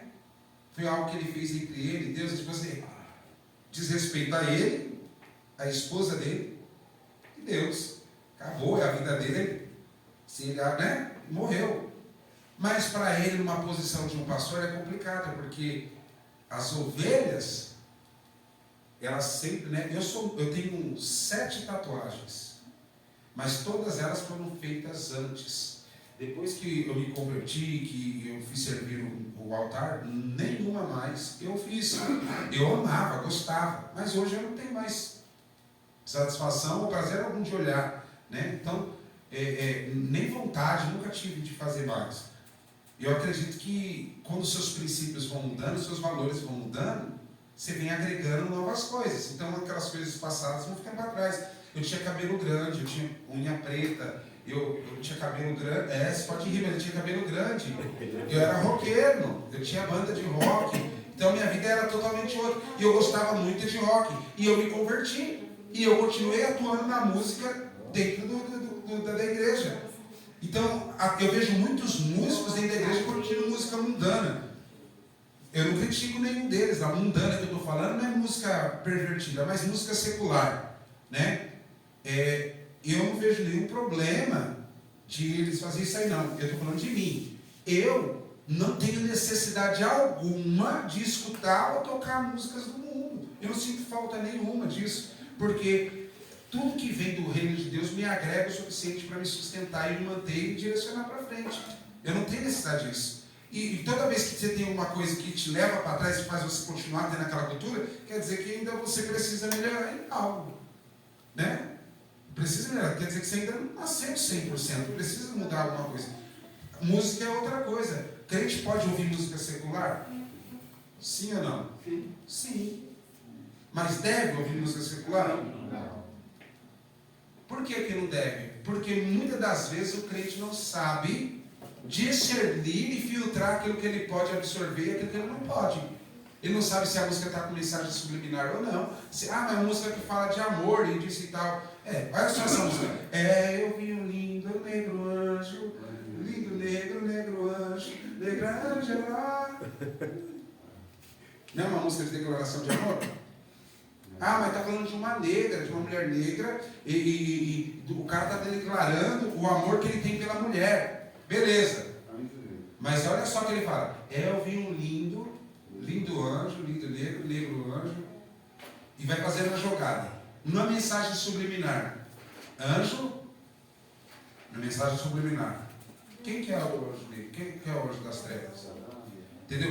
Associa uma coisa natural com uma coisa espiritual. Quer mais? Tem um monte de música, né? Aquela Cazuza lá tem alguma do Raul Seixas, né? Essas são as mais, né? Quer ver uma? Capital Inicial, ele vai conhecer. Se um dia eu pudesse ver meu passado inteiro e fizesse parar de chover nos primeiros erros, sol, o meu corpo viraria sol, minha mente viraria sol, mas só chove, chove, chove, chove. E veja bem, o roqueiro, quando ele vai compor uma letra dessa, ele está drogado, está todo virado no giraia, né? E aí qual que é a inspiração dele? Vamos lá. Não deu para você pegar, mas eu vou te ensinar. Se um dia eu pudesse ver o meu passado inteiro. Olha o diabo falando. Se um dia eu pudesse ver o meu passado inteiro e fizesse parar de chover nos primeiros erros, quando se revelou lá, o meu corpo seria... Quem que tinha um corpo como o sol? Que era coberto de pedras preciosas? Quem que era? Quem que era? A minha mente viraria sol, quer dizer que a mente dele não é mais a mesma. Mas só chove, ele fala de tempestade. Você entendeu? Você acha que o diabo ainda não adora Deus? Você acha que o diabo não sente falta de Deus ainda? E ele se expressa de várias formas, através até mesmo de músicas. Então são tantas coisas. Se você for olhar as músicas, né? O Zeca Pagodinho vai falar: deixa a vida me levar, a vida leva eu. Deixa a vida me levar, a vida... Ou seja, toca a vida conforme e vai indo. E pode ser assim? Então, isso eu estou colocando de músicas que são comuns, não, né? Populares, que é aceitável, que as pessoas falam que é aceitável, não é, né? E essas músicas aí de sofrência aí agora? Pelo amor de Deus, que fala que tem que trair, que fala que você vai se arrepender, que eu vou isso, que eu vou aquilo, outro. Eu não sei se é Ludmilla ou quem que é, tem uma música lá, outro dia um cara que estava falando isso, olha, você leva certo tipo de música para dentro da sua casa, você não sabe o que você está levando. Aí fala assim, depois ela bem lentinha, aí fala assim, primeiro ela fala assim, a danada sou eu, só que depois ela fala lá, satanás sou eu, entendeu? Ele foi levando um tempo bem lentinho. Foi bem devagarzinho. Então, hoje, devido à polarização, nós não devemos, irmãos. Eu não aconselho ninguém. E se algum irmão estiver ouvindo e eu souber que ele está ouvindo, eu vou lá e chamo para conversar. Falo, irmão, você não sabe. que isso vai trazer mal para a sua vida e tudo e tal. Ah, mas não é pecado. Não, não é pecado, mas tudo deve disso, mas nem tudo me convém. Todas as coisas eu posso, mas eu não vou me deixar levar por nenhuma delas. Não é porque não é pecado eu devo fazer. Às vezes a gente leva muito no radicalismo. Ou é 8 ou é 80. E às vezes tem que ter um balanceamento. Você tem que entender que não é pecado, mas eu não devo fazer. É simples, né? Então as pessoas têm que entender isso. Então são essas questões que sempre são postas em pautas, que são tabus dentro da igreja, né? Tem muito mais tabus, né? Eu não vou entrar aí e falar mais um aqui. Se eu falar mais um, nós vai ficar até segunda-feira que vem falando dele, porque esse é polêmico demais. Misericórdia. Então eu vou deixar para lá. Estados nacionais que rodaram de ponta cabeça. Irmão, eu gostava muito de rock, demais.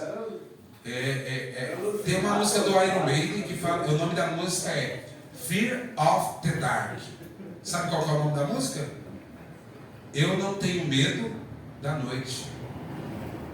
Eu não tenho medo da noite, né? Ou eu não tenho medo das trevas.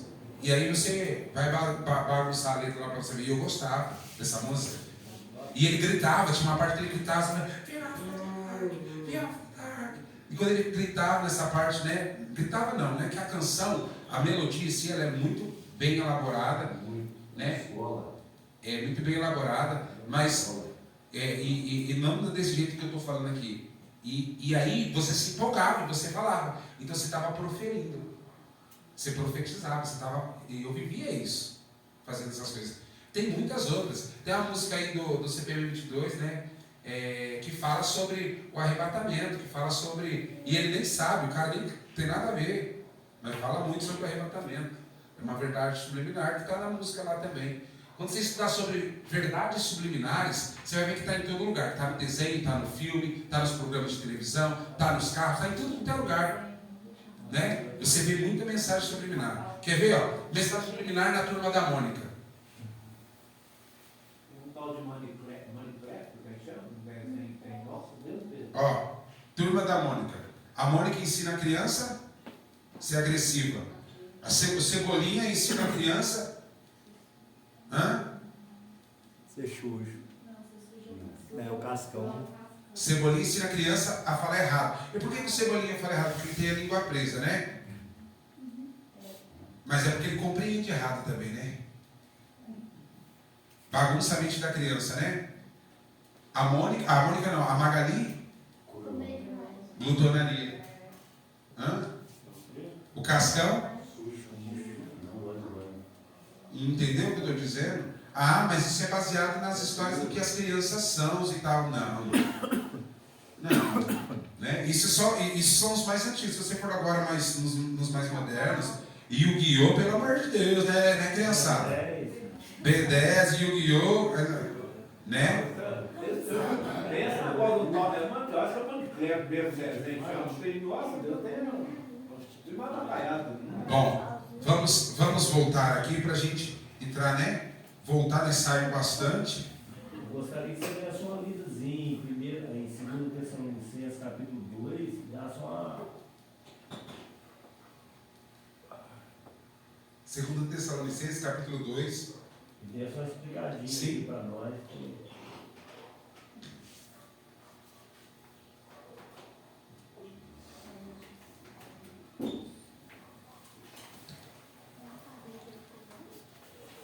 Versículo 1 em diante.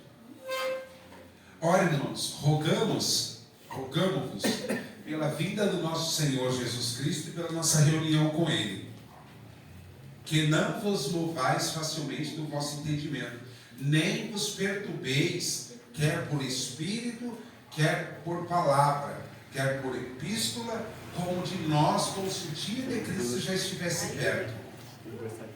Ninguém de maneira alguma vos engane, porque não será assim, sem que antes venha a apostasia e se manifeste o homem do pecado, filho da perdição, a qual se opõe e se levanta contra tudo o que se chama Deus, ou se adora, de sorte que se assentará como Deus no templo de Deus, querendo parecer Deus. não vos lembrais de que estas coisas vos dizia quando ainda estava convosco? E agora vós sabeis que o detém para que o seu próprio tempo seja manifestado. Porque já o ministério da injustiça opera, somente há um, que agora resiste até que do meio seja tirado. E então será revelado o iníquo, a quem o Senhor Jesus desfará pelo assopro da sua boca e aniquilará pelo esplendor da sua vida. Amém?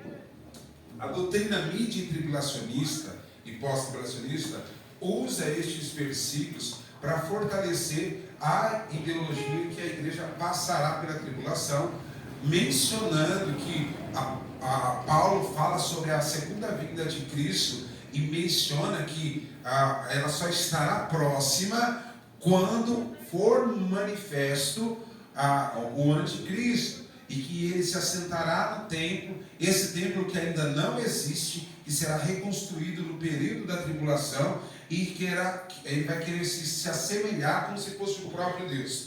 Então ele fala que esse anticristo será esmagado por Cristo Jesus no esplendor da sua vida. Então ele associa, aliás, os midi-tribulacionistas e pós-tribulacionistas associa a segunda vinda de Jesus, né, após o anticristo. Então o arrebatamento, segundo eles, não acontecerá antes de essas coisas acontecerem. Mas na visão pré-tribulacionista, volta para mim no capítulo do versículo 3, eu acho que é o versículo 3, na visão pré-tribulacionista, versículo 3, versículo 2, que não vos movais facilmente como se como se o dia de Cristo já estivesse perto. Pronto, aqui. O dia de Cristo. O dia do Senhor é o dia da ira do Senhor, né? O dia do Senhor é o dia da manifestação dos juízos de Deus sobre a terra. Então, Paulo está respondendo aos Tessalonicenses concernente à sua primeira carta. Porque a primeira carta de Tessalônica, ele fala sobre o arrebatamento, ele fala do encontro da igreja com Cristo, e aí os tessalônicos ficaram perturbadíssimos por causa da primeira epístola, começaram a vender todos os seus bens, achando que Jesus já tinha chegado, que o reino de Deus estava à porta, que viria o fim do mundo. Então Paulo escreve a segunda carta, esclarecendo melhor aquilo que eles não tinham entendido. Aí ele fala assim: olha, o dia do Senhor não chegou ainda, não está perto, vocês estão desesperados, sem necessidade. Isso não vai acontecer agora, ainda que as pessoas tentam te perturbar, quer por espírito, ele falou, revelação, quer por palavra, ou por epístola, como se o dia de Cristo já estivesse perto. Mas aí ele está falando do juízo, né? Primeiro ele fala da reunião deles com Cristo e depois do juízo. São duas coisas distintas. No versículo 1, qual é o versículo 1? Ora, irmãos, rogamos pela vinda do nosso Senhor Jesus Cristo e pela nossa reunião com Ele. A vinda do nosso Senhor e a nossa reunião com Ele são duas coisas separadas. Porque a segunda vinda de Jesus, segundo os pré-tribulacionistas, ela será dividida em duas. Nós já falamos sobre isso. Duas etapas. E quais são as duas etapas? A primeira, ele vai vir para a igreja, arrebatamento secreto, né? E a segunda etapa, para buscar todos os outros que foram salvos durante a tribulação e estabelecer o seu reino e o seu juízo sobre o anticristo, né? E posteriormente os acontecimentos apocalípticos, que eu não vou falar agora, para não dar resposta, os acontecimentos futuros. Então ele fala assim: não aconteceu ainda, calma. Aí no versículo 2, ele fala assim: ninguém amole vocês, desespere vocês, como se isso já tivesse acontecido ou já estivesse perto. Aí ele fala do dia de Cristo, né? Do juízo de Deus, porque eles estavam acreditando que a tribulação já tinha começado e que eles iriam ter que passar para aquilo que Jesus tinha voltado e eles tinham ficado. Então vamos lá, versículo 3. Aí Paulo esclarece: de nenhuma maneira alguma vos engane, porque não será assim, sem que antes venha a apostasia e se manifeste o homem do pecado, o filho da perdição. Nós temos vivido sinais de apostasia, mas a apostasia ainda não veio. Por que a apostasia ainda não veio? Porque a apostasia só vai vir quando o anticristo se revelar. Porque vão acreditar na mentira e descreditar a verdade. Ou seja, vão descredibilizar o arrebatamento. Né? As pessoas vão sumir, não vai haver uma explicação, mas vão escutar o que o anticristo vai falar para eles, a ponto de segui-lo cegamente. Né? Isso vai falar um pouco mais para frente aqui ainda, vai falar nesse mesmo capítulo. A qual supõe que se levanta contra tudo que se chama Deus e se adora. De sorte que se assentará no templo de Deus, né? Como se fosse o próprio Deus. Esse templo só será reerguido em tempo recorde no princípio da tribulação, após o arrebatamento. Então você vê que tudo isso que ele está dizendo está relacionado à tribulação.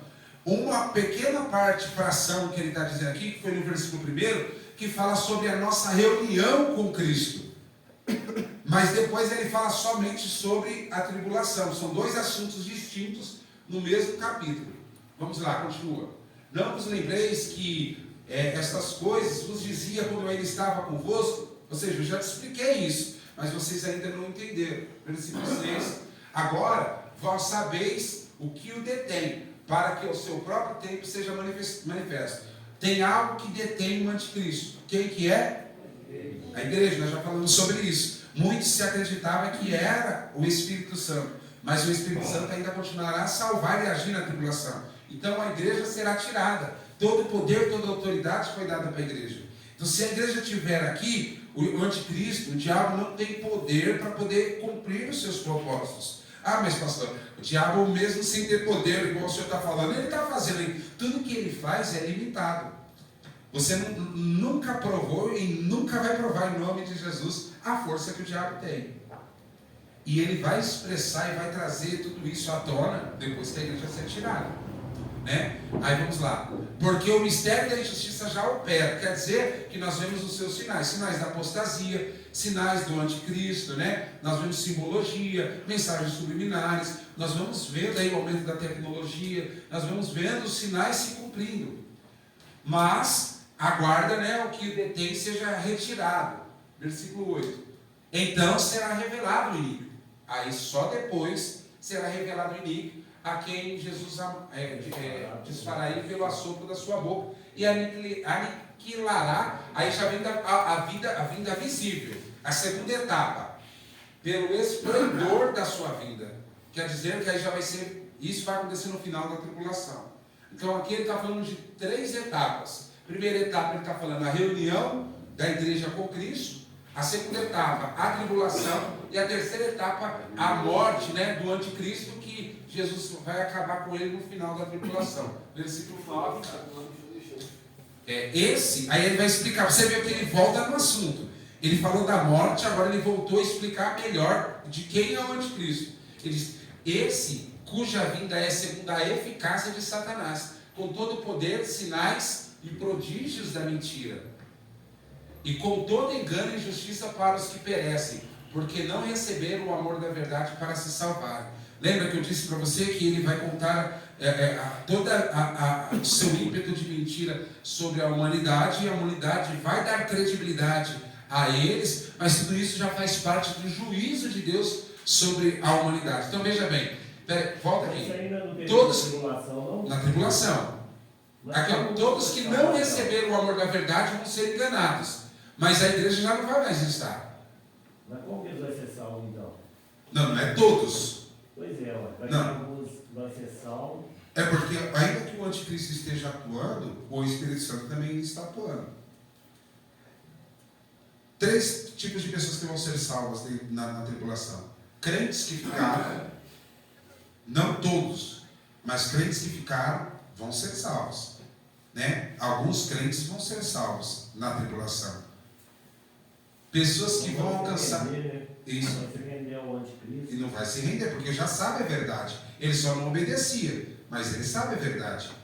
Então ele pode escolher obedecer durante a tribulação. Haverá salvação. Haverá salvação também aqueles que conhecerem a Cristo na tribulação, através da pregação do Evangelho, dos próprios cristãos que não foram arrebatados, através das 2 testemunhas que profetizarão durante 3 anos e meio em Jerusalém, através dos 144 mil evangelistas, de 12 mil de cada tribo, que são imaculados, que são virgens, que não são contaminados com mulheres, que serão salvos, os marcados e selados, serão espalhados por todo mundo para pregar o evangelho durante o período da tribulação. Também fala do anjo no final da tribulação, com o livro, com o evangelho para anunciar no final da tribulação. Então nós temos vários reflexos de oportunidade de pregação do evangelho para salvação e redenção. Então, primeiros que serão salvos: Israel, vai conhecer o Senhor na tribulação, Deus vai se revelar para eles. Os cristãos que não foram arrebatados, mas que resolveram não se entregar ao anticristo durante a tribulação, e pessoas que se resolveram conheceram a verdade no período da tribulação, e se arrependeram e vão resistir ao anticristo e vão permanecer na verdade durante a tribulação. Esses serão salvos. Pastor, mas onde está na Bíblia? O livro de Apocalipse fala sobre todas essas pessoas, todas essas classes de pessoas que eu citei. Nós vamos falar sobre ela também no curso, à medida que nós formos entrar na tribulação, nós vamos falar sobre elas. Então, todos aqueles que não receberam o amor da verdade, está mencionando todos aqueles que se entregaram ao anticristo, e não a igreja propriamente dita. Versículo 11: e por isso Deus enviará a operação do eu, para que creiam na mentira. Versículo 12: para que sejam julgados todos os que não creram. Está vendo? Todos que não creram na verdade, antes tiveram prazer na iniquidade. Todos aqueles que fizeram a sua escolha. Então, na tribulação, as pessoas poderão fazer uma escolha ainda, Então, há a oportunidade de salvação. Para quem partir para a sepultura antes da tribulação, não vai ter essa oportunidade. Mas quem estiver vivo no arrebatamento terá uma segunda oportunidade, até mesmo porque é bíblico, Ninguém está condenado em vida. A Bíblia diz o quê? Enquanto houver vida, a esperança. A alma está destinada a morrer uma só vez, depois disso segue seu juízo. Então, seria até antibíblico se Deus condenasse e encerrasse todos na tribulação. Então, há oportunidade de redenção na tribulação, mas a escolha vai ser de cada um. Então, essa passagem bíblica não fortalece o mid-tribulacionismo e nem o pós-tribulacionismo. Muito pelo contrário, ela confirma o pré-tribulacionismo dentro do ponto de vista que a igreja não passará pela tribulação e que tudo que está se referindo ali é distinto. Nós estamos acostumados a fazer uma leitura, tipo, depois do 1 vem o 2, depois do 2 vem o 3. Só que a Bíblia, nós precisamos entender que o conceito de capítulo e versículo foi dividido para que nós pudéssemos ter uma leitura organizada, para que não fosse tudo misturado. Mas não quer dizer que o capítulo 2 o versículo 2 vem depois do 3, o 3 depois do 4. Tudo engloba o mesmo assunto, texto e contexto. Mas não quer dizer que numa passagem está falando só a respeito, referente a uma coisa só. E aí que acontece o perigo das heresias. Por exemplo, nessa passagem, se eu entender que ele está falando só sobre a igreja, então ele está falando que a igreja vai passar pela tribulação. Mas quando eu divido os tópicos da conversa que ele está tendo nessa carta, eu entendo que ele está falando sobre o encontro da igreja com Cristo nos ares, ele está falando sobre a revelação do anticristo, ele está falando sobre a morte do anticristo, e ele está falando também sobre aqueles que não escolheram a verdade, mas amaram a mentira durante o período da tribulação. São 4 assuntos diferentes que ele fala ali, na mesma história, Então, é bem explícito. Porque veja bem, se tem algo que detém o anticristo, e não é a igreja, se a igreja vai passar pela tribulação, não é a igreja. O que seria então? Não há respaldo bíblico para nada disso. Porque a única coisa que pode impedir o anticristo de atuar é a igreja. Se todo o poder está na igreja, e a igreja vai passar, aí seria até antibíblico se você parar para analisar. Jesus não entregou a chave, a chave do céu para a igreja? Aquela igreja ligada na terra, ligada no céu? Mas não fala na Bíblia que a igreja tem todo o poder no céu e na terra. Não, foi dado todo o poder através do nome de Jesus para a igreja. Quer ver uma prova disso? Só existem 2 influências espirituais: a influência do mal e a influência do bem. Só essas forças espirituais, só o mal e o bem. Então vamos lá. Jesus ele disse assim para Pedro: quem diz o povo ser que eu sou? Aí uns dizem que o Senhor é João Batista, outros dizem que o Senhor é Elias, outros dizem que o Senhor é algum dos profetas. Mas e vocês? Disse Jesus para os discípulos: quem vocês pensam que eu sou? Pedro responde: tu és o Cristo, o Filho do Deus vivo. E aí Jesus fala para ele assim: bem-aventurados és, Simão Barjonas, porque não foi carne nem sangue que te revelou, mas meu Pai que está no céu. Pois eu te digo, tu és Pedro, e sobre esta pedra edificarei a minha igreja, e as portas do inferno não.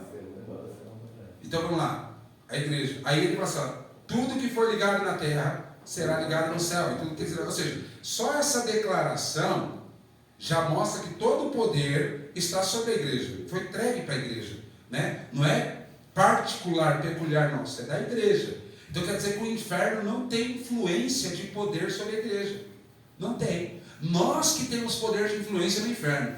O inferno não tem poder de influenciar a igreja, mas a igreja tem poder de influenciar o inferno. Espera aí, pastor, mas os demônios estão atuando dentro das igrejas? Porque os crentes estão dando lugar. Porque se os crentes assumirem a posição dentro do princípio que Cristo entregou, não tem boca para o diabo, não. O diabo passa quilômetros de distância de nós. O Senhor vive aquela palavra: sujeitai-vos, pois, a Deus. E resistir o diabo, ele fugirá de vós. Então veja bem, então se a igreja é a única que para o diabo, é a única, porque foi entregue para ela, né, a chave mestra, que é o nome de Jesus. Todo o poder está investido no nome de Jesus. A Bíblia diz assim, veja bem, só existe uma categoria de pessoas que foi autorizada a usar o nome de Jesus. Foi a igreja. Paz, pastor. Foi a igreja que foi autorizada a usar o nome de Jesus. Esse eu me dou poder? Não. Aquele que crê e for batizado será salvo, aquele que não crê será condenado. Esses sinais seguirão os que crerem. Em meu nome expulsarão os mortos, falarão mal de mim. Se pegar em serpente e beber por algum motivo, não lhe fará dano algum. E imporão a mão sobre os enfermos e os curarão. Agora, outro versículo complementa isso que o pastor está dizendo. Filipenses capítulo 2 diz assim: Jesus, sendo igual a Deus, não usurpou o ser igual a Deus, mas antes a si mesmo se esvaziou e assumiu forma humana. E como homem foi obediente à lei até a morte, e morte de cruz. Por causa deste ato, Deus lhe concedeu um nome que esteja acima de todo nome, para que todo joelho no céu e na terra se dobre e toda língua confesse que Jesus Cristo é o Senhor. Ou seja, todo poder através do nome de Jesus, quando dizem meu nome, né, vocês falam todas essas coisas, quer dizer que o que pode impedir o diabo e Satanás e o inferno é a igreja. Ou seja, tudo indica, não tem outra, não há uma referência bíblica que dá a marca para ser outra coisa.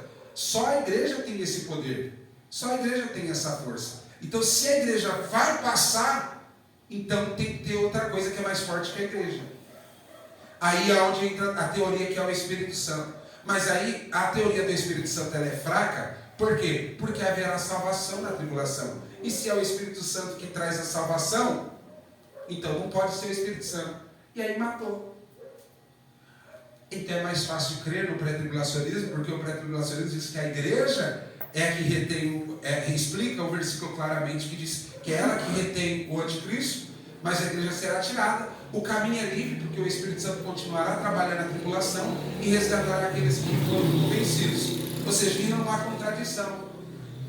Mencionando por etapas essa passagem fortalece o vínculo de entendimento que Jesus não estava falando somente sobre a igreja. Aliás, Paulo não estava falando somente sobre a igreja, mas ele estava falando sobre a igreja, ele estava falando sobre o período de tribulação, ele estava falando sobre aqueles que não vão ser salvos, e estava falando também sobre o destino final do anticristo.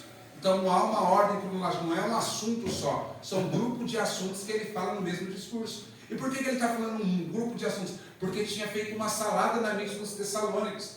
Então, em poucas palavras, ele veio resumidamente falar sobre tudo. Então, é bem simples a compreensão, se você parar para analisar. Ele fala sobre vários assuntos, ou seja, nós ministramos 40 minutos, 50 minutos, 1 hora num culto, não é? E a gente conta uma história, né? Lê uma história e aplica ela para a igreja, segundo o nosso ponto de vista, nosso entendimento, e edificamos a igreja com a palavra. Mas aquilo é tudo que nós falamos está ali. O que Moisés escreveu em Gênesis, capítulo 1, é tudo que Deus fez? E daquela maneira foi? Não. Foi tudo resumido e aplicado, segundo o ponto de vista de Moisés, que Deus entregou para ele, ele colocou segundo as suas palavras, né? E aí trouxe o entendimento. Então, é o que Paulo fez, o que Paulo estava fazendo. Ele traz resumidamente todos os conflitos que os tessalônicos estavam tendo, de uma forma resumida em um assunto agrupado. Quando a gente não entende dessa forma, a gente unifica todos os assuntos e traz uma crença, uma doutrina, e aí acaba cometendo uma heresia sem querer, às vezes. Isso acontece muito, porque a gente agrupa. Então, o texto tem que acompanhar o contexto, mas existe outra regra além do contexto. Tem um contexto, né, imediato, tem um contexto distante. Nós vamos falar sobre isso até na hermenêutica. Quando nós chegarmos na hermenêutica, aí você vai entender, você vai ver que das duas uma, ou você sempre leu a Bíblia certa, tem muita gente que vai descobrir que leu a Bíblia certa, e tem muita gente que vai aprender que já leu a Bíblia anos e leu sempre errado. Muita gente, acontece, é normal. Mas em hermenêutica nós vamos aprender sobre essas coisas. Como estudar de forma correta a Bíblia. Tem uma receita? Tem uma receita. A receita não é ler de Gênesis ou de Mateus ou de isso, não. A forma correta de interpretar os textos. E aí, né, quando você usa corretamente, você vai interpretar ele corretamente. E não vai ter tanta dificuldade de desvincular os assuntos que estão dentro do texto. Amém? O pastor mandou um vídeo para mim semana passada, né, pastor? Vídeo abençoado. Eu fui dando umas puladinhas, porque o vídeo era 15 minutos. Aí eu fui dando umas puladinhas. Aí quando eu entendi o que ele estava querendo dizer, eu falei, já sei onde ele quer chegar. Aí fui colocando um pouquinho mais para frente, já sei onde ele quer chegar. Eu assisti o vídeo uns 7 minutos, dos 15 minutos, né? E engraçado que eu discordo muito do que aquele camarada fala. Eu discordo muito. De muitas coisas que ele fala, eu discordo. É um grande pastor, é um grande mestre da igreja, traz grandes revelações na palavra, mas muita coisa que ele diz, eu discordo. Mas no que ele disse lá, eu concordei. As coisas que ele estava falando, porque era ponto de vista que a gente tem pregado aqui também. E olha que eu nem acompanho ele assim muito. Às vezes eu vejo quando alguém me manda alguma coisa, às vezes eu vejo nas redes sociais, e aí trouxe uma coisa que nós aplicamos aqui no curso, a mesma coisa, a mesma visão, um ponto de vista diferente dele, pessoal. Eu não tinha essa visão. Hã? Eu não tinha essa visão. O senhor não tinha? Tinha não. É mesmo, senhor? Não. Rapaz, você achava que a igreja... Eu aprendi aqui e foi confirmado na... E aí lá ele foi... E ainda confirmou por um cara que é sempre do contra. Ele é sempre do contra. Se você for Paulo Júnior, Augusto Nicodemos, e tem outro que eu esqueci o nome dele também, Mariatti, como que é? Esqueci, Sérgio Mariatti, esqueci o nome dele. São grandes pregadores, nossa, vou falar para você, são pregadores, são grandes mestres de teologia. Só que eles puxam para a crença deles. Então você tem que saber, né, aquilo que você pode absorver deles de bom e aquilo que não dá para absorver. Igual tem aquele Rodrigo Silva. Pensa num camarada que é entendido. Rodrigo Silva, porque ele é arqueólogo, ele é doutor, né, em divindade. Não, ele é entendido. Tem muita coisa que você pode extrair. Tem muita coisa que você pode extrair dele. Mas você tem que entender que ele é adventista do sétimo dia. Então, quando for falar de crença, o que ele puder puxar para si, ele vai puxar para a crença dele. Então, muita coisa ele pega. Mas tem muita coisa que ele fala que é muito bom. Também gosto. Hernandes Dias Lopes é humilde demais. Ele é tradicional. Eu não sei se ele é mídia ou é pós-tribulacionismo, mas ele segue essa mesma linha. Só que bem diferente de muitos outros homens de Deus. Você não vê ele entrar em nenhuma questão. É presbiteriano ele, né?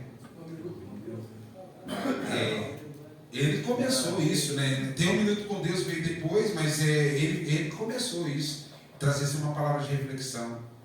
Foi eu, pastor? Isso é muito antigo. Ele fazia um programa, acho que na Rede TV. Mas tem ainda. Não tem?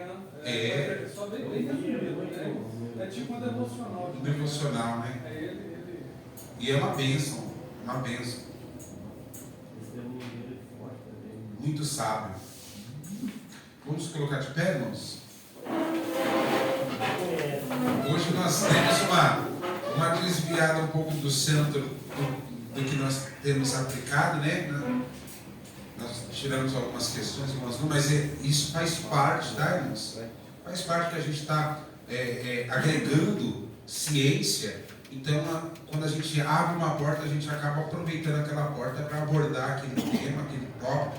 E aí a gente deixa um pouquinho de lá, mas a gente vamos continuar da onde nós paramos semana que vem, tá? Logo em breve, depois do arrebatamento, nós vamos entrar aí na doutrina do tribulacionismo, e aí o negócio vai esquentar. Aí vai esquentar bastante. Amém? Vamos orar ao Senhor. Pai, na tua presença, em nome de Jesus, somos gratos por tudo que o Senhor nos proporcionou até aqui. Obrigado por cada vida. Obrigado, Senhor, por mais uma aula. Leva os teus servos em segurança ao retorno para os seus lares e nos dê uma semana abençoada na tua presença. Certo que seremos atendidos por tua graça e misericórdia. Nós agradecemos e louvamos o teu nome. Em nome de Jesus. Amém. E graças a Deus. Deus abençoe os irmãos, em nome de Jesus. Até a próxima aula, segunda-feira que vem, em nome de Jesus.